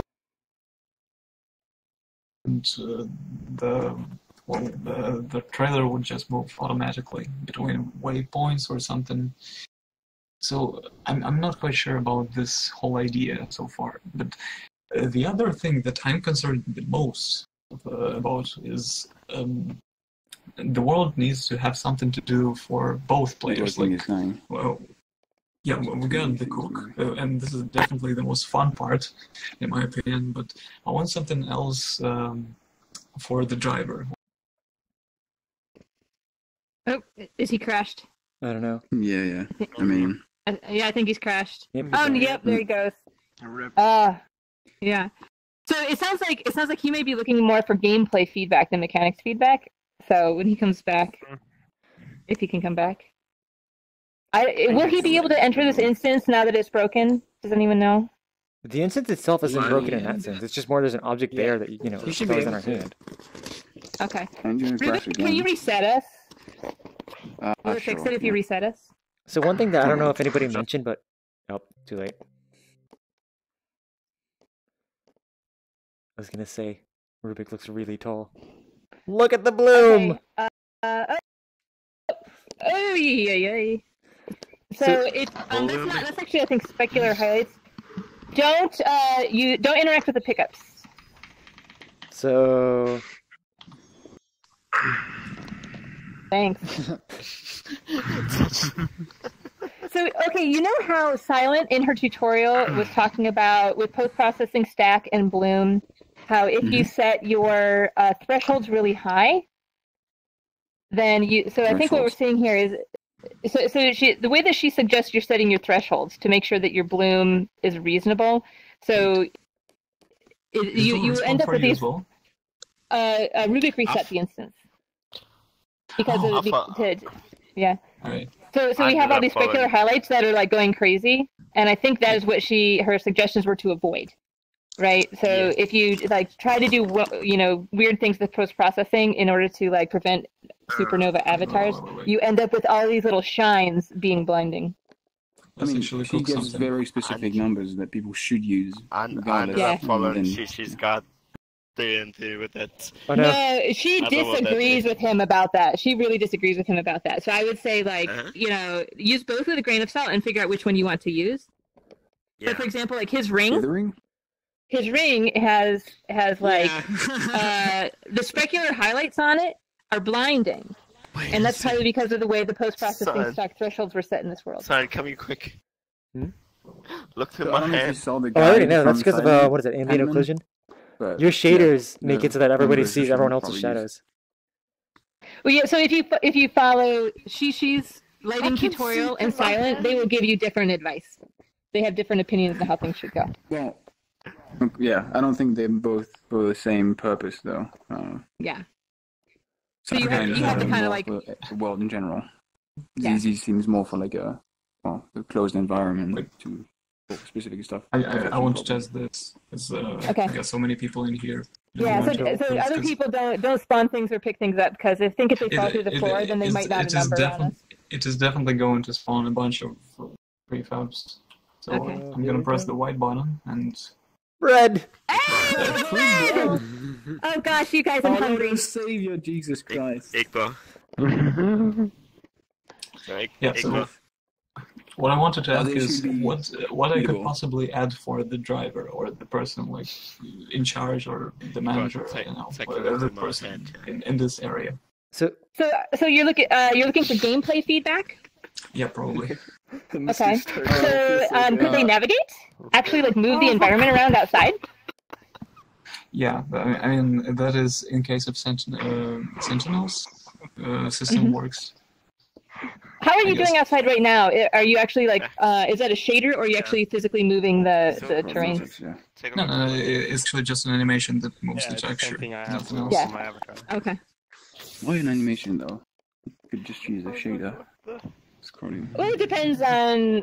So you could use a shader if it's just flat like this, but if you want to put like trees and stuff moving, then yeah. I think that's what most people do. Slows down. I don't know if you saw it, but the animation stops and picks up again, like the speed. So it's if you want to have it consistent, then use shader. Oh, I didn't notice.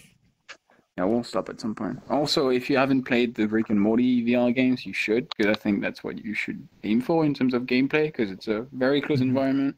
You have props, mini games, audio, interactivity. Oh, I see. It's slowing down. The problem with that though is it's not multiplayer. The problem with Rick and Morty is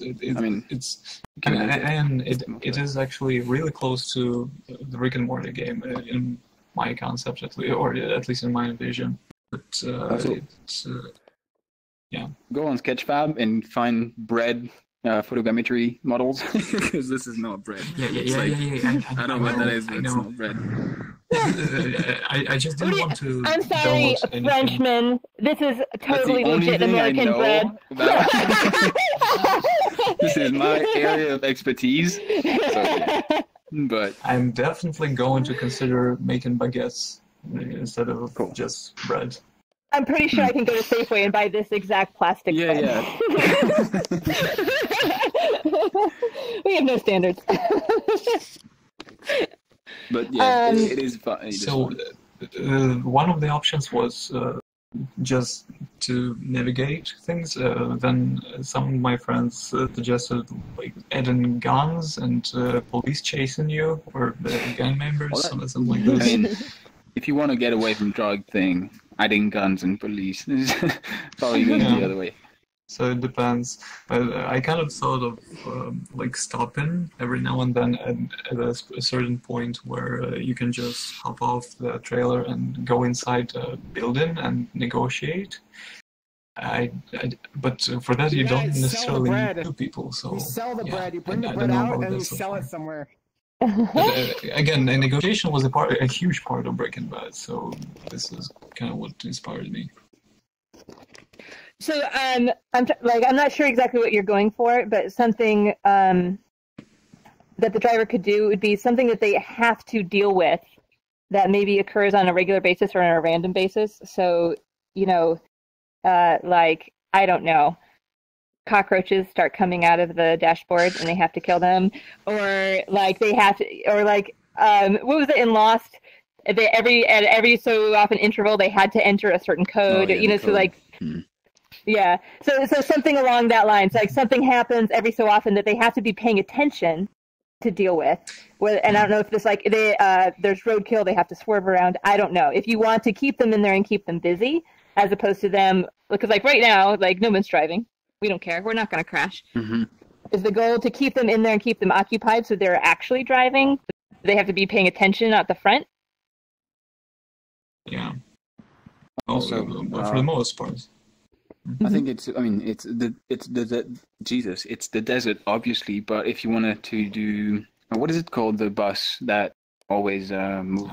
The desert bus? The Venga bus! Yeah, obviously. So having a road like that is infinite, I think is nice. And if you want to go going to places, I think that's a good way to do it. As a transition, you can be on the road, and then you can use a post-processing stack to actually do a fade to black screen, and then you can just enable an environment around the bus or this place so that people can be in another place. Wait, so to get fade to black, you can do it on post-processing? Yeah.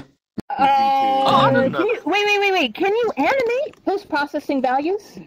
I think that's what I asked, and apparently you can. So. Yeah. Yeah. What you can do is also, if you don't need to animate values if you know what they should be. What you can do is have a volume with already set properties, and then you set a threshold for the fade in. Basically, that's what volume allows you to do. Okay, so you have like two states with the transition.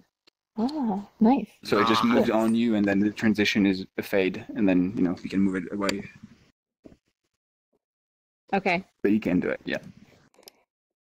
I guess it's really how much do you want to add? So if you want to keep this a contained environment, giving them things to do that maybe are visual out there or things that they have to deal with in there, versus like putting in a lot of effort and making external environments that you can exit.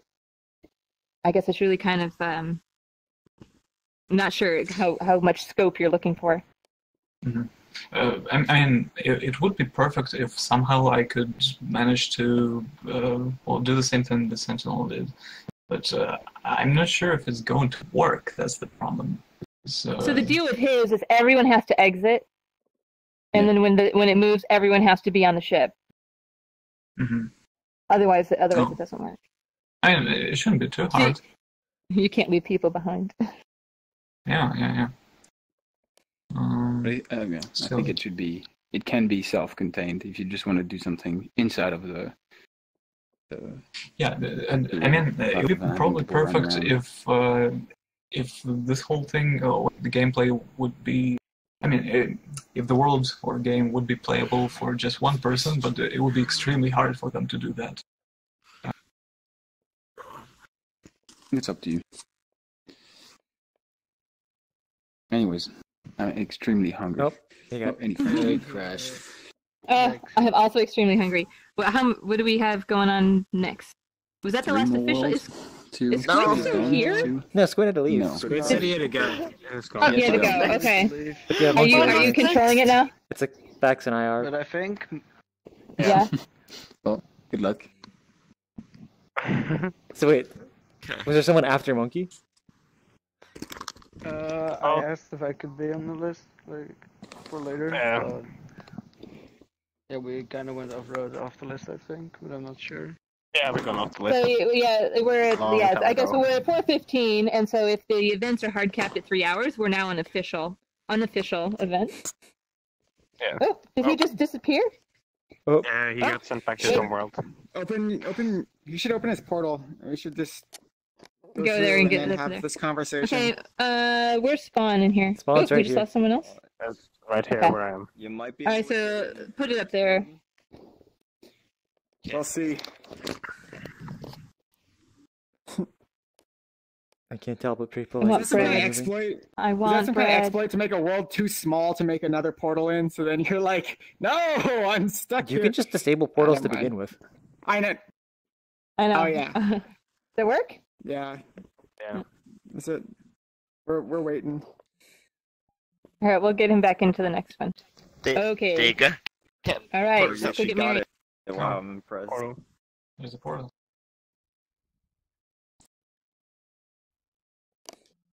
Oh, this is a wedding world that he's making. Mm-hmm. Oh, can't get there. But yeah, Actu, if you're still watching, as they said, or like unofficial time, Squid already had left. Had to leave. There we go. Who's this? So, oh, what's happening? Music loading? Monkey, music's what are loading. you looking for? Are you what kind of feedback are you looking for? I just want to see if the day not cycle pretty much syncs up with everyone there. Okay, then someone's going to need to like respawn back in just to make sure there's a delay. Hmm? How are you doing the day-night cycle? There we go. The day not cycle, I am doing it with object sync. Object and sync with on what? animations. So, are you using it for object syncing or animation syncing? Sorry, position or animation? I've got both the ticks off there. I've got the animation running to for like 12 minutes for basically 24 hours in that day. Okay, so using it for an animation sync. Yeah. Yeah, should be fine. Based off your Should be. research. Yeah, even if you didn't uncheck physics sync, it should still just do an initial sync anyway, so it should be good. Yeah. And it's one thing that For, loops, right? So it shouldn't matter. Animation sync on one looping animation is like the thing it actually does, right? Yeah. It's like the It's hard one to mess thing it that up. actually does properly. So you should be fine. Look at these hard blob shadows. I will upgrade the shadow soon. I know. Okay, guys, let's check this out. Let's check this out. So wait, what is your terrain here? Like the flowers What are is lifted the- up slightly. Oh, that's just meshes there. Oh, okay. Like details on a terrain. So yeah, on that detail object, it's just where he set the origin point. Mm. So the sun is supposed to be going. Where's the sun for you right now? The sun's over there. It's up high still. Is it supposed to be moving all the time, or is it just like you? Oh, the clouds are the wall. So, Sign, I see a moving sphere around me of shadow. I think that's relating to the directional light and how far away it is that actually shows details. Because I saw the same thing on the Kuzas, but it was much further away. Okay. Is that a setting in your directional light? I don't. I think it is. I don't know. I haven't actually messed with it enough.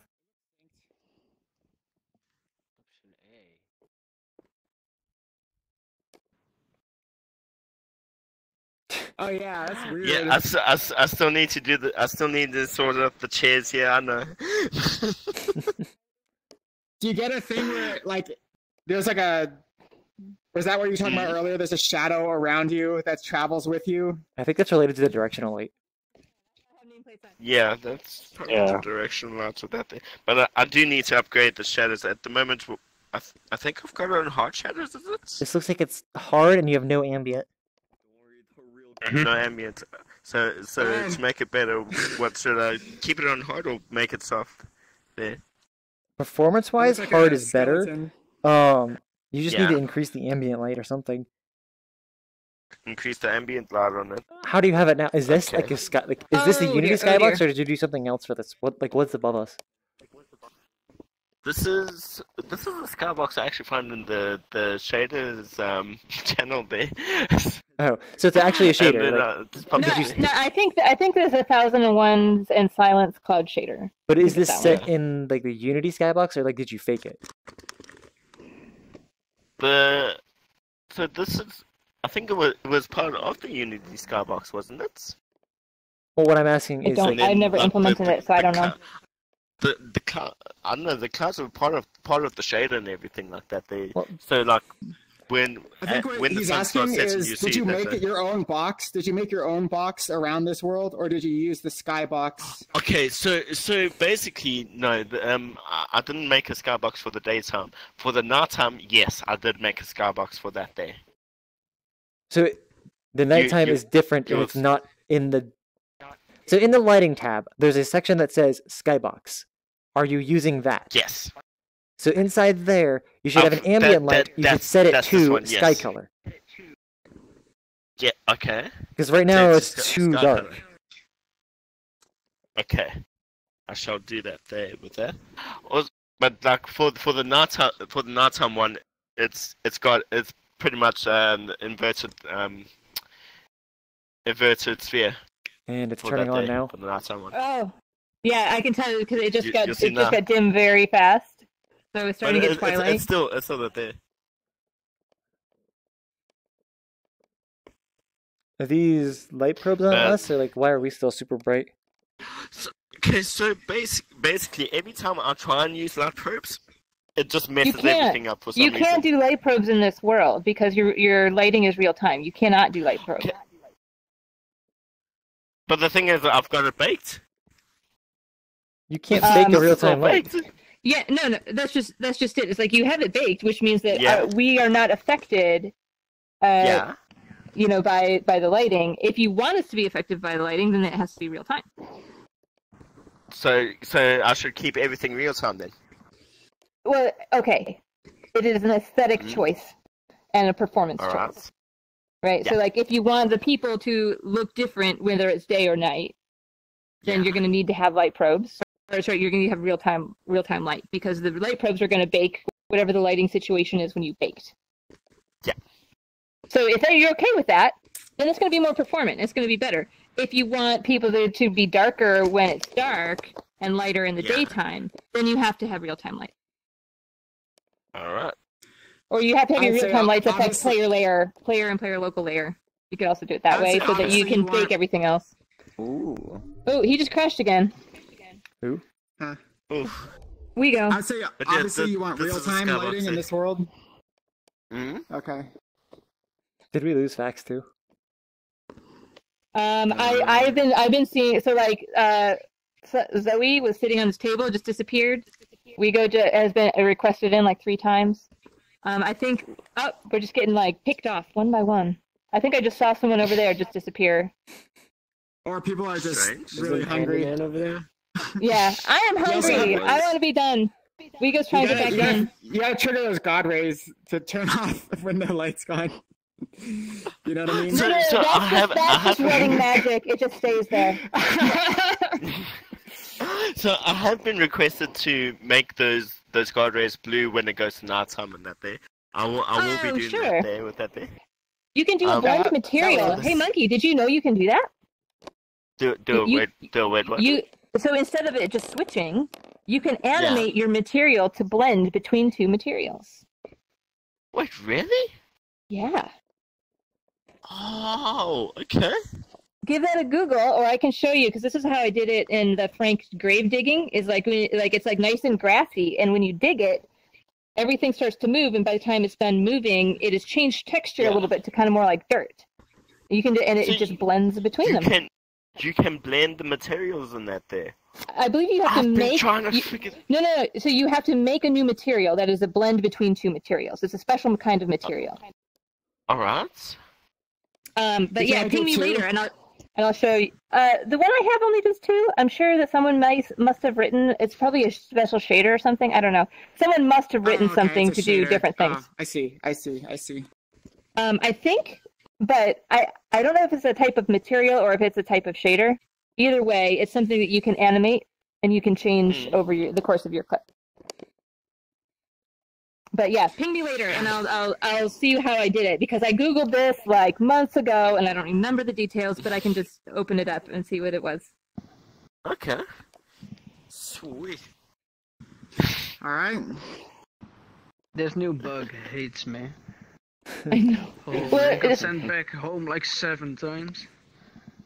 You're not the only one. We were just sitting here talking, and like people just started to disappear. We're all that's left. So like all this, I'm pretty much planning on keeping last as well. Like if they want to have their ceremonies and that, they would kind of be a bit self-downer for everything to go dark on them like that. Yeah. So I mean, the thing is, like, changing lighting over time is hard because you have to trade off performance for effect. Yeah. So Okay. we're nighttime right now, but we have bright clouds and we have like bright gazebo. If you're okay with that, then. Oh look. Yeah, okay, so like these clouds over here, that's just pretty much walls and stuff like that. It's just to prevent people from falling off. That's about it. But you could animate their material too. They could get darker at night too if you wanted to. Yeah. That is fair enough with that. Where did the stars go, Monkey? It's the transition between It's them. going back to daytime now. Yeah. So that's what I did. So like I just made everything go dark, and then it takes away the inverted sphere, and then changes back to the other one like that there. Oh, here it comes! Here comes the sunrise. Here comes the sun. I'm restarting my game if it happens So again. so if you blend the sky together, if you have it blend together, then you won't have to have that dark transition, right? Yeah. I don't know that you can do that with the skybox shader. I don't know that it can do that because it's already He can make his own skybox. He can make his own. He can make a false skybox that's basically a giant sphere or something, right? And then just do inverted, and then have it blend from one to the other, and then you can get. Oh, that's right. Your night one could have a material. But then I wouldn't be able to do that effect because this skybox shader what is already doing is I'm just controlling the directional light, and the directional light is controlling the sun. Yeah. It's that's how like real time, I guess, what is it? Dynamic skyboxes work. Yeah. So it's basically the dynamic skybox just with clouds there.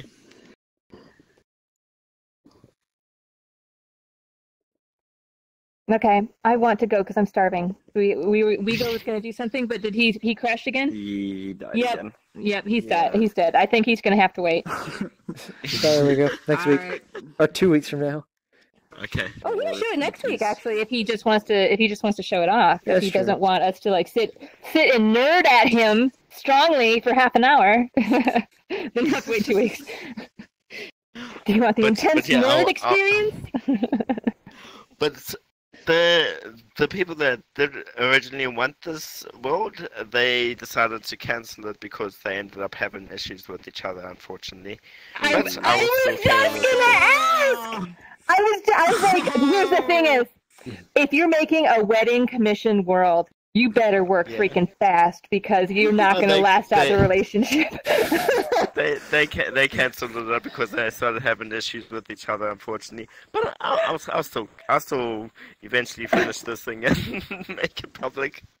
So Monkey, this world has like inspired me, and I don't know when it's going to happen. I don't know when I'm going to have time, but I am going to make the ultimate VRChat wedding experience. Oh my god. I'm gonna do it. I'm gonna do it. Oh my god. Are you? Was it the like 20? What? Was it the sun? Was it the bloom? What was it? No. This one is fine. What I would do, right? And this is like every time I take a shower, my brain is just like, we're gonna come up with all the systems, right? So it's like, okay, so if you've ever been to the overproduced wedding and you have the wedding coordinator and she's got her headset and she's got her clipboard and she's just telling you everything, what happens when, and like all that kind of stuff, like basically VRChat does this. So you have to go ahead of time and you need to plan your wedding out, and you're going to pick what is going to be your background and like how many toasts are there, like, so you have all of the stuff that is like how you're going to plan your wedding, just like you would for a real wedding. You need to plan it ahead of time, maybe, and then you can either have the script set up as an NPC runs it, or you can designate one of your friends as the like wedding coordinator. And so at the right time, they push the button for the next thing to happen. So for example, you would load in, the bride you would have to say, I am a guest, I'm the bride, I'm the groom. I don't know if you want to have like gender neutral options in there, bride goes to a ready chamber that's like got mirrors and like VRChat type veils. Can get all, you know, flowers, that kind of stuff. Groom goes to the same one. You can like go hang out with the groom or the bride, or you have cocktail hour when it is time for everything. Like, you know, so you just like set it up like a literal wedding. So like everyone knows exactly where to be. You teleport people when it's time for the wedding. You over here, you over here. Wedding music plays, which you've selected ahead of time from your list of options. You know, like all this stuff. I'm just like, okay, I know exactly how this needs to go. But it is a lot of effort, and it's just like way too and over the top. Environments and stuff. You just change out the entire surroundings. You're like, yeah, I want to have it in space.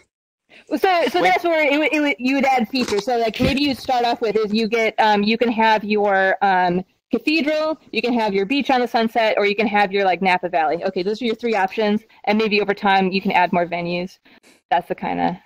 So you don't have to have your reception at this. So your ceremony can be in one place, your reception can be at another. So like you can have a club reception and a beach wedding. It's fine. That's Patreon worthy. I don't know if or how. Yeah, I'm just telling you. No. If I did this right, if I did this right, it would be so good. It would be so popular. I mean, you could just do PayPal, but you could also do Patreon. But yeah. Sorry. So you could easily customize if you like, give the officiants I've their basically script, been using bakery for like every time. if you gave them ahead of time, you could just breaks easily with the re-upload bakery the world for any individual wedding. I haven't tried Like, normal baking though yet. Wow. Maybe that will fix the It's a little less elegant, but yeah, you could do that. So but to have it all like basically what happens whenever I do try and use the light probes with bakery and that. That'd be so clean. Oh man, you see these tables in that chair, right? You cannot use baked lighting with a real-time dinner light. time. I'm gonna leave, guys. Okay. All right. So it's like But I've got it mixed. you're still moving it, so God. whatever you bake, it's not going to work properly. If you open your menu and put your hand in front of your face, it like blurs it. So best thing would rather be to have everything real time then, huh? Is that a Yeah, post well, process probably- thing? I've well, never seen that. I have no It idea. depends on what you really want, for, like chairs and I'm such. sorry, Wego, but I'm gonna leave. Yeah. Wego keeps trying to come in. The I'll world accept isn't him, but I'm really gonna that leave. big, so it shouldn't really affect the performance. I think should it? If it's all real time. If it's real time, I mean, it probably won't have much of an issue. What are you doing, Igbar? Yeah. Oh, if you open your menu and stick your hand in front of and it, then put your hand. It blurs the menu. Oh You yeah, guys look hilarious. you I've got that 3D. I've got that 3D thing going on. That's. So all day today, I've had the like Z fighting kind of like 20 meters out, and it's been in like almost every that world. too. I don't know what that is. Okay, Okay, watch I'm my gonna go stream and though. tell me if it's in mine, too, because I have not really been seeing it. Oh no, I've seen it in just about every world. Okay, I'll see you guys later. Sorry, we go. I guess this is it. Things keep crapishing. Yeah, so no problem. I'm not even gonna try. 'cause Okay. I keep Oh, yeah. getting sent back home every 10 seconds, so whatever. Well, okay. We'll just do it another time. Yeah. Also, A week or also two. catch you next time. Yeah. Right. See you, monkey. Son. Wait. Igbar. Oh, wait. beware the chair. Igbar, you should actually let me know when you have your anime announcement. I want to come pop in for one of those one day. It's always the same time every Saturday. It's Every like Saturday? right. Oh. Yeah, it's on Saturdays. It's always like about maybe 3 hours after world hopping tends to start. Okay. But I can hit you Sweet. up with that. Ace. Thanks, man. Alright, well. Catch you guys later, man. See you.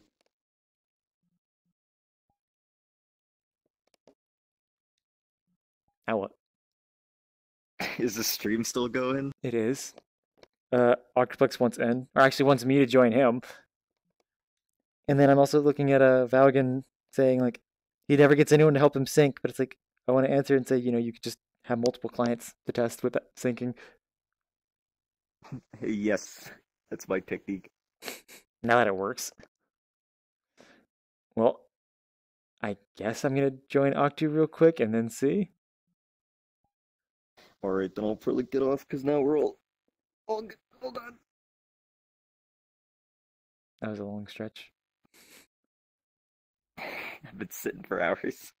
Oh, I mean, I just finally sat down. And I lost my battery. My hand back? Yeah, it's back.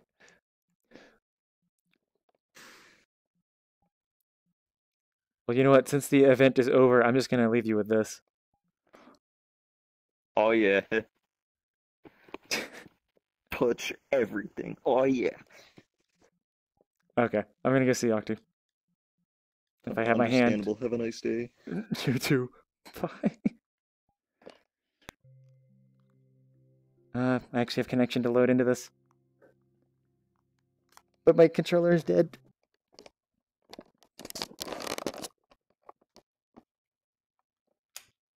Falcon wood.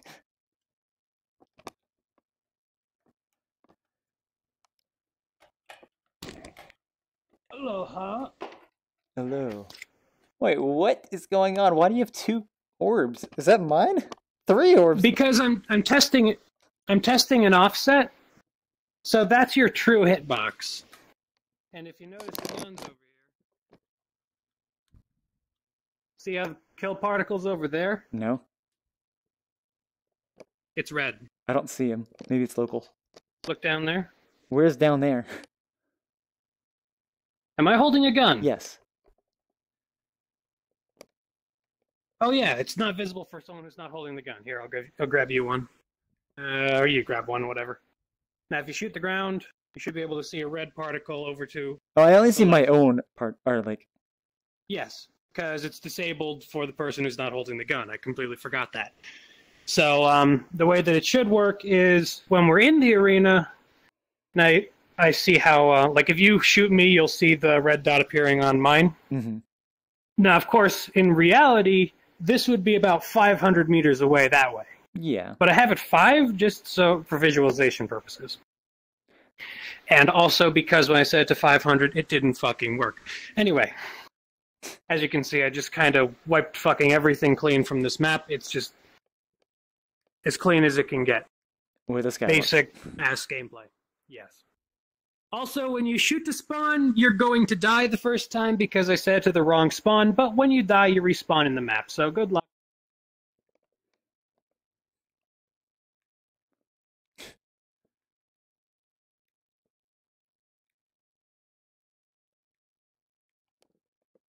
I keep seeing that, thinking it's him. The lighting's bananas because I didn't bake it. Does this work? Yep, it's not working. Now, give me a sec. Also... I gotta switch into an avatar with, I'm gonna try shooting or hitting your capsule with, any sort of collision messages, see if that kills it. Let's see, what do I've got that has collision messages? I've got my samurai. Oh, mine's only layer 21, I think it was. Or 22. No, I've just gotta hit that thing. There. Okay, so it's not accepting particle collisions. That's the problem that we ran into last time. Oh, and also, if you got my messages, the reason why my world wasn't working is because the when you hit respawn in the old version, you would respawn at the like areas up there. It's because I set the respawn point on the VRC world component to a separate object. And when I deleted that separate object, it became impossible to spawn. Yeah, I remember things like that happening before. Yay! I figured it out. But it means I can actually get to work on this shit again. Yeah. Which has been the common thread of fucking everything, but I no longer give a shit about mechanics. I just want to make something fun, you know? Okay. Thanks to Dark Jason for the inspiration. And just make it fun, get it working, and get it out. Yes. It's been how many months now? I want this to be public already. I just want to work. I want it to be done so I can work on other fucking things. Yeah, I understand you that can one. see what I'm. You can see what I mean about these are all baked lights, but if I walk over to it, I got a shadow. Is it actually baked? Because it's probably like, yeah. No, the lighting isn't baked, but since it's set to bake though, which is the thing. Which if like yeah. I checked it. I checked this specific one. If you haven't it's set baked, to bake, it'll but then still just casting be... a shadow. So yeah. that probably explains the pretty severe frame rate drop in here right now. I also got to work on other things. Oh, for you, yeah, but for me, my potato. You're the person that can run the friggin' dev meetup with most of the avatars showing and stream it. Sorry, I paid a lot of money for this PC. Oh, that's why it works. But yeah, I'm gonna work on this fucking... Of course I'm gonna work on it. I've been working on it. I never stop working on it. Well, actually, I do stop working on it, but...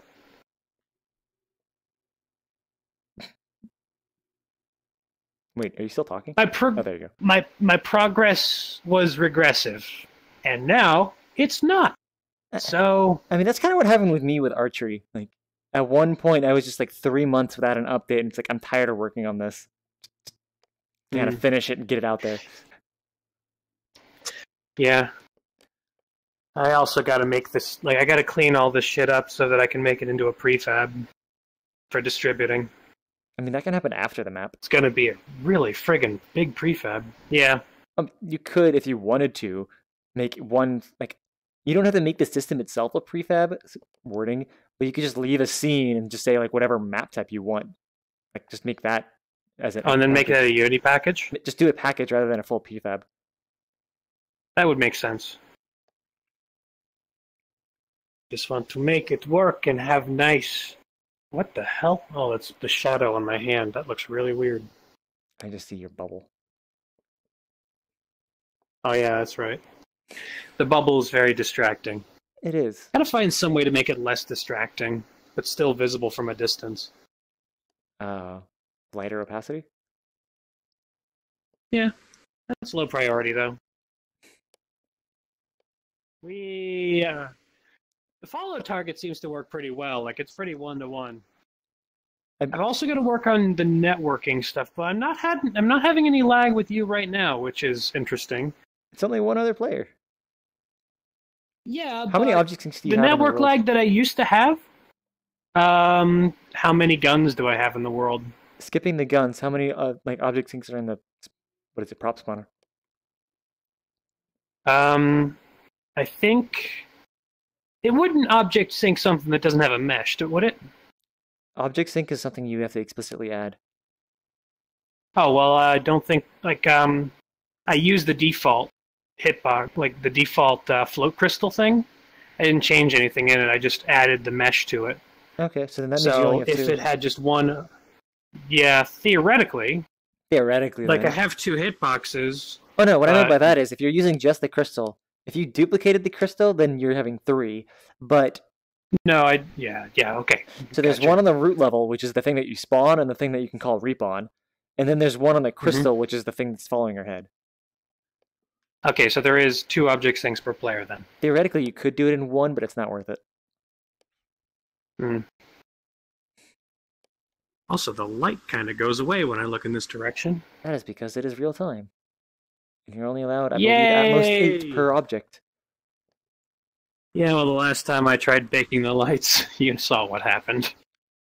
I'm going to try baking them again. It's funny the way that happened. So I've got to re-add all the stuff that I deleted, because I deleted way too much trying to figure out what broke. So I've got to re-add a bunch of shit. My lighting probes that I all set up, which were auto-generated, so it's no big deal, but...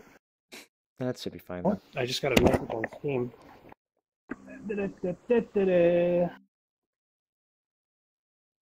Oh, Joe invited me to his world, so... you want to come with? See what Joe's working on? I've been in VR for like 4 hours. I should probably go, eat something. Oh, alright. But yeah. Well, I want him to meet you sometime anyway. Yeah, thanks for showing it. Alright. See you, Cyan. See you.